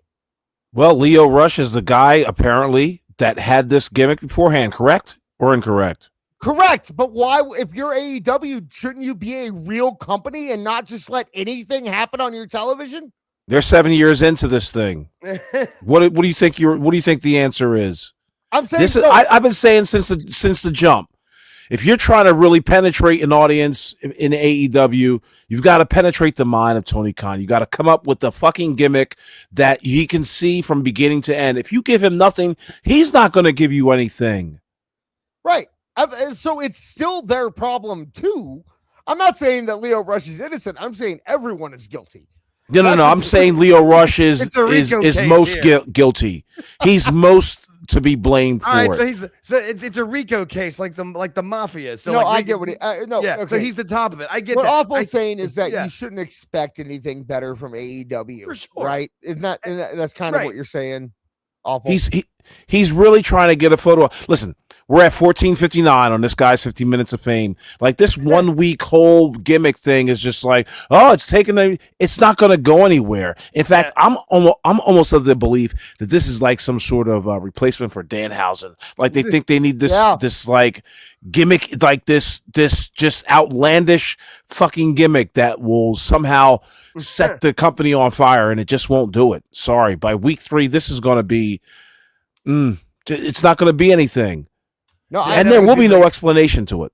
This definitely seems like a Hail Mary last ditch effort on Lio Rush's career. Yeah, for sure. 20 million views, though, guys. What the fuck does that mean? 20 million views is going to be. Yeah, because there's a lot to say about it. Right. There's a lot to say about it. None of it. I would say at least 70% of the feedback has been bad. I would say even more. I was just gonna say this is similar to the Dave thing where he thinks all publicity is good publicity. I feel like Tony Khan believes that. He just sees the 20 million views, and to him, because in his brain, I still like I always said he could pass a lie detector test because he doesn't believe everything's great, even though it's terrible. In his brain, 20 million views, all of them were likes. Like he thinks everybody liked it, and he's the boogeyman without the worms. How about that? Okay. That's the perfect ending to this. And it's exactly at the time. So love it. No, he's the boogeyman without the worms. Damn, all right. Nailed it. We got one more topic to bring up. All right. And I had another topic in mind. All right. Gunther. Yeah. We are now 3 weeks away from WrestleMania, 3.5. And Gunther does not have an opponent. Gunther was clearly scheduled to work with Rey Mysterio, but it does not look like Rey Mysterio will be available due to injury for WrestleMania. Injury sustained at the hands of his own son, mind you. So what do you do? I gave Awful the first word last time. So Jake, what do you do with Gunther at this point? You're not gonna like my answer. I think I might actually. Jelly Roll's partner. Wait, what? No, I won't. I said you weren't gonna like my answer. I said you weren't gonna like my answer. Right now, where can you place him anywhere else? I know I got nothing. I don't know because who can he face? Because my only 2 other options for opponents for him are Brock and Oba, and they're wrestling each other. So I don't know. I have no idea. Chris Connor in the chat said LA Knight. Right, now here's my thing. Okay, I don't want to go move. there. I think to get to LA Knight, you have to move Gunther into the Heyman camp, and I don't want Gunther involved in the Vision or anything like that. You're right. Yeah, and that's again why the only because I thought about this when I saw the picture and I'm like I don't know where else to put him. Right now, we know Jelly Roll needs a partner, and I don't even know how you work that in there, but I have nowhere else to put him. Who can he face? Awful. A lot of people in the chat are saying what I was going to say, so I'll hold off. Awful. What are you thinking? What would you do with Gunther? You're going to hate my answer. Shane McMahon. Oh no. Yeah, I will. I'll hate your answer. Those both we have terrible answers. God, we're bad. Both of us are bad. Actually, you know what? He should host WrestleMania. Oh God. He should just host WrestleMania. Say the whole goddamn thing in German. Be angry and just be pissed about it and just mad and just come off like a Third Reich speech. Yeah, exactly. I was trying to figure out a way to get there, and you did. Yeah. And then, for anybody that's trying to do an interview at the end, he just short arm close. I think my thing is the chat said this several times. I would, him and Dragunov. I mean, we know they can have great match. Dragunov is kind of tangentially involved in the Carmelo Hayes stuff. But you could easily break it off where Dragunov says, I need to prove this to myself that I can do this. And then you have him lose. But then having Dragunov lose to Gunther would actually help him on the other side with the Carmelo storyline because he's on a losing streak in that anyway. And I mean, Chris Connor in the chat said Gunther and Javon Evans. I could see that. I thought it was going to be. I think Javon's going to face Kofi, but I could. I actually really like Neckbeard's idea, which is El Grande Americano versus Gunther. Ludwig Kaiser. I mean, I thought they were going to do Americano versus Americano at WrestleMania. That's right. That's the only problem. Yeah. And do the rematch at AAA Mega. Was it Mega AAA Triple Mania or whatever? Their biggest one. And then the loser gets unmasked there and the storyline ends is what I kind of Can I say something absolutely crazy? And we've already said the craziest shit. So please you haven't. This is the craziest one. Oh, God. Keep him off WrestleMania. I mean, you're running out of different options. I just feel like he's somebody that you want to have, like, I know he's lost at Mania, but like just having something there that, that he's been at, I don't know. I like the idea. Keep him off WrestleMania. Now he's got a chip on his shoulder about it, and he comes back Raw after Mania and gets mad. Who's getting inducted? You know what? Here's what you do. When you do the thing where you have everybody come out for the Hall of Fame and wave, you have him come out and destroy AJ Styles again. No, you don't do that. Come on, what are you doing to the Hall of Fame? No, don't do it. No, I'm not saying at the Hall of Fame. I'm saying at Mania where they have them all come out of the stage when they have the Hall of Famers come out and they're all waving. And they're all waving. Yeah. Right? Okay, now after that, what do we do? What are we up to? Then it's going to go back to Dragon Lee and Rey Mysterio. Yeah, you get him on the show, and you just probably better to leave him off WrestleMania. I mean, I'd be okay. Like I said, I'm okay with keeping him off WrestleMania. I think the idea, even that he could say, look, if you don't have anybody for me to fight, I'm not going to fight.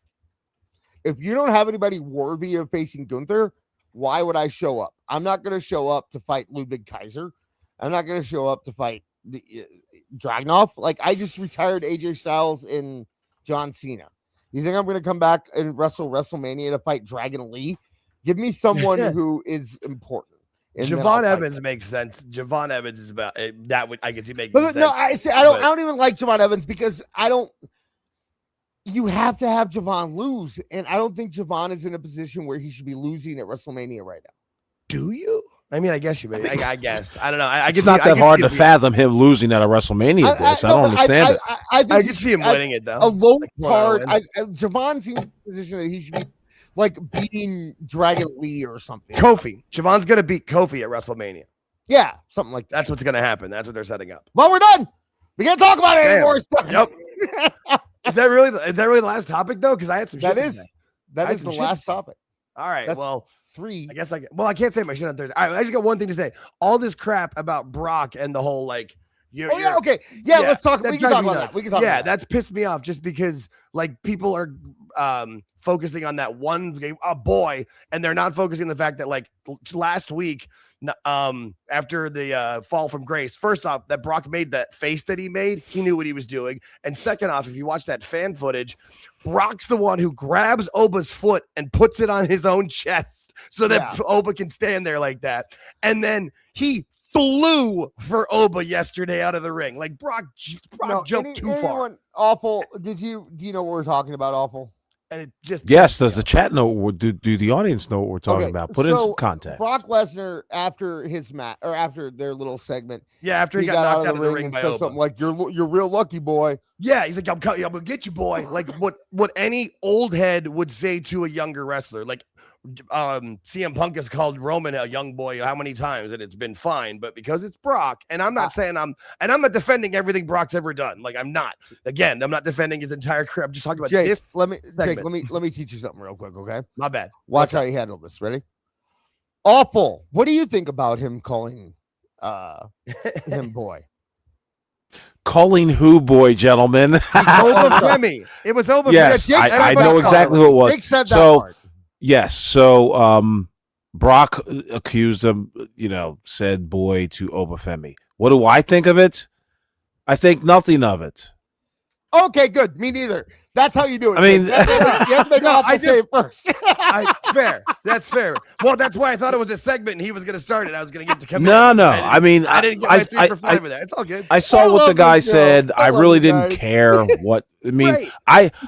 I was just there to laugh at all the other things that were said about the whole thing. But I took no offense to it. I knew that there were going to be a few comments that were going to be like, he said, boy, he wears a cowboy hat, got blonde hair, blue eyes, and he's talking about a black guy, got kinks in his hair and all that. So it was just like, oh, this is the IWC in a nutshell. It is. No fucking big deal to me. And Femi, I mean, didn't he just once admit that like he listens to certain podcasts that would be politically incorrect and all that? Like he said Joe Rogan and Elon Musk are his role models. Well, there you go. So Brock is 21 years older than Femi.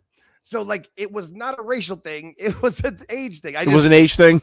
Yeah. I always wanted it on the record pointed out that like Brock was the one who grabbed Oba's foot and put it on him after the fall from grace and made the face in the air, and then like how he jumped yesterday on Raw. You really don't need to go. Okay. So he called him an N though before he said it. Yeah, he did. That's true. Yeah. All right. Well, then I take back everything I said if that was the case. Listen here, Negro. Put your foot on top of my chest. It just pissed me off. That's like I'm old timey racist, so you don't notice it as much.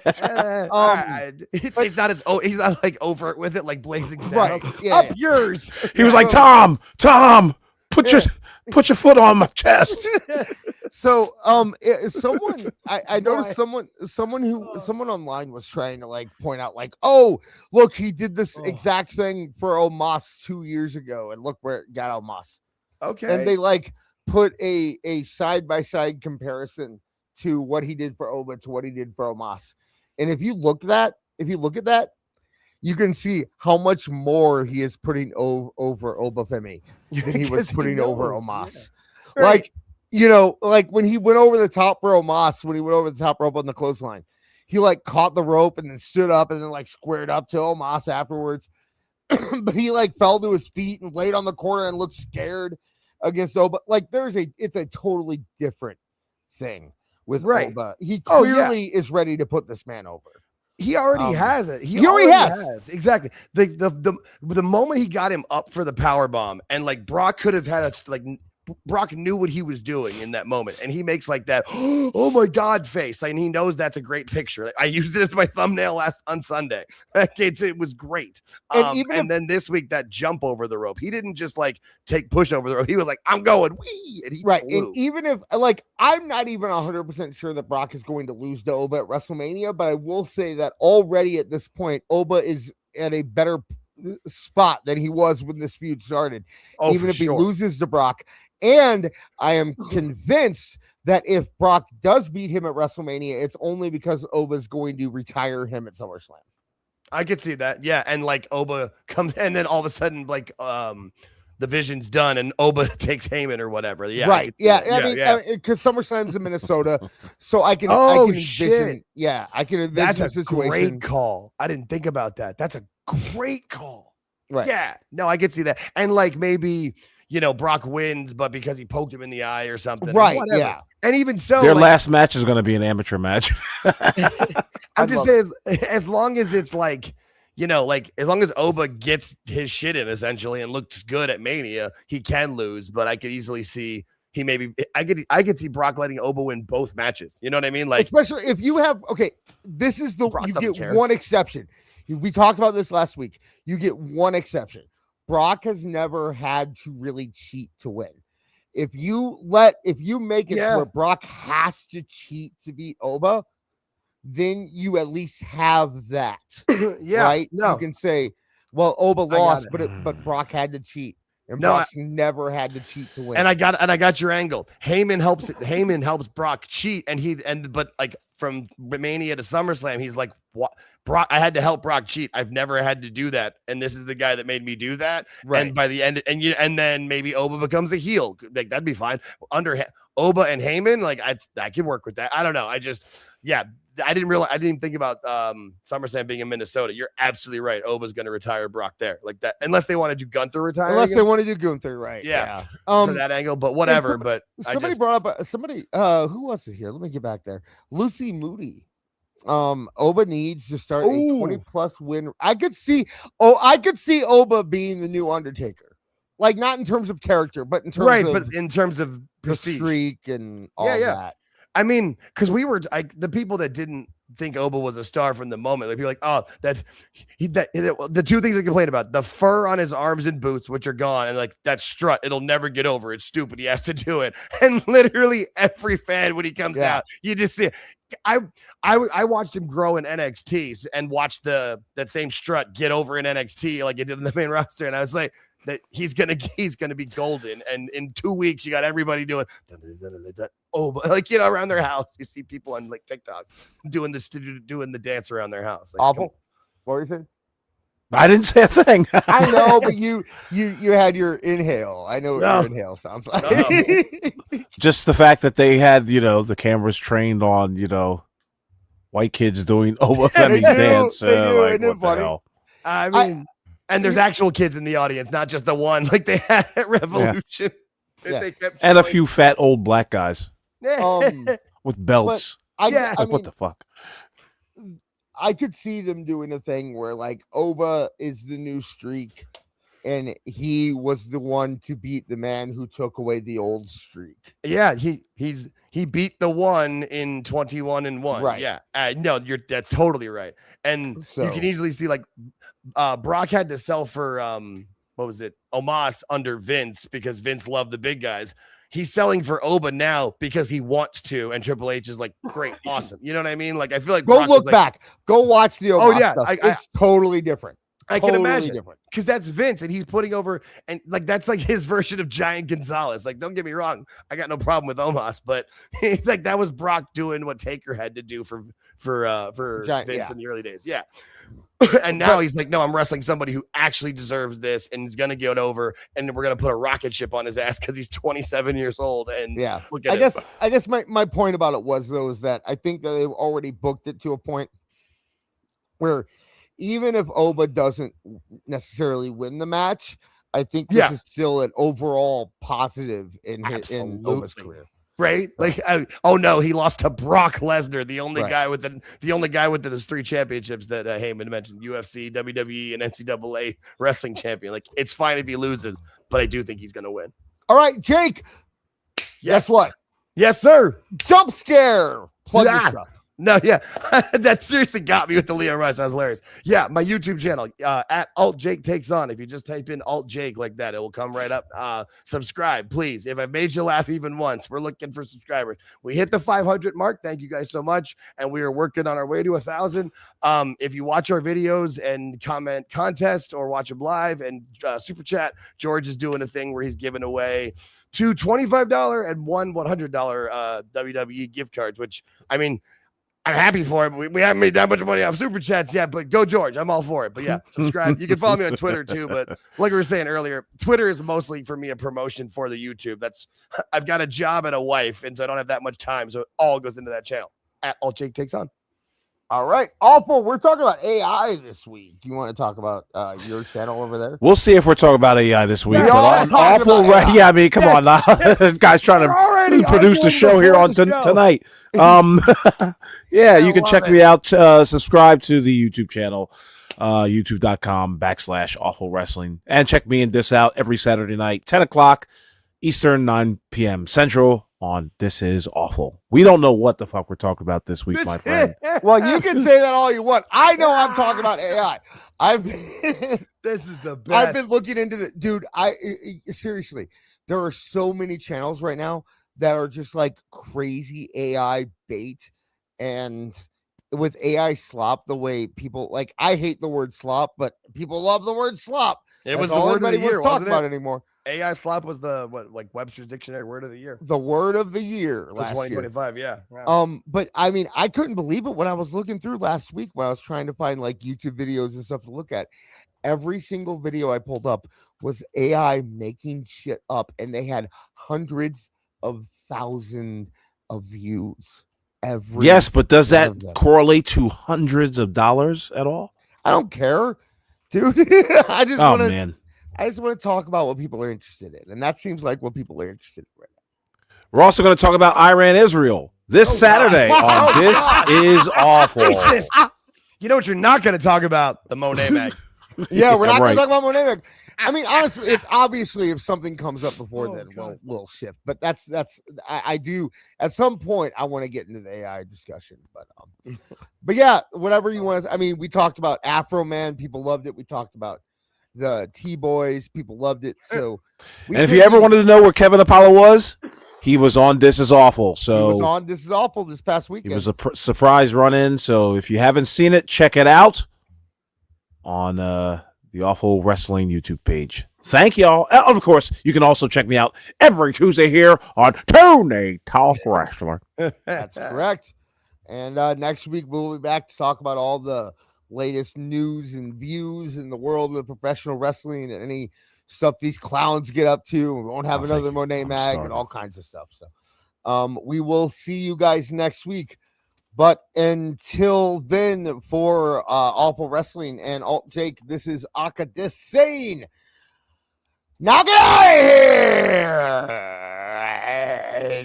of here! Now, bury the platypus, feel the wrath of my thank you-inator! Thank you, you piece of trash. Thank you. Thank you. Thank you! Oh, I suppose you want me to say thank you. Well, you know what? Saying thank you is like jobbing. Thank you! I got a little message. Thank you. Ooh, yeah! Oh, thank you! Oh, thank you! Thank you! Thank you! Thank you! Thank you! Thanks? For what? Hi-ho from all of us here at Tooney Town. Thank you! And viewers like you. Thank you.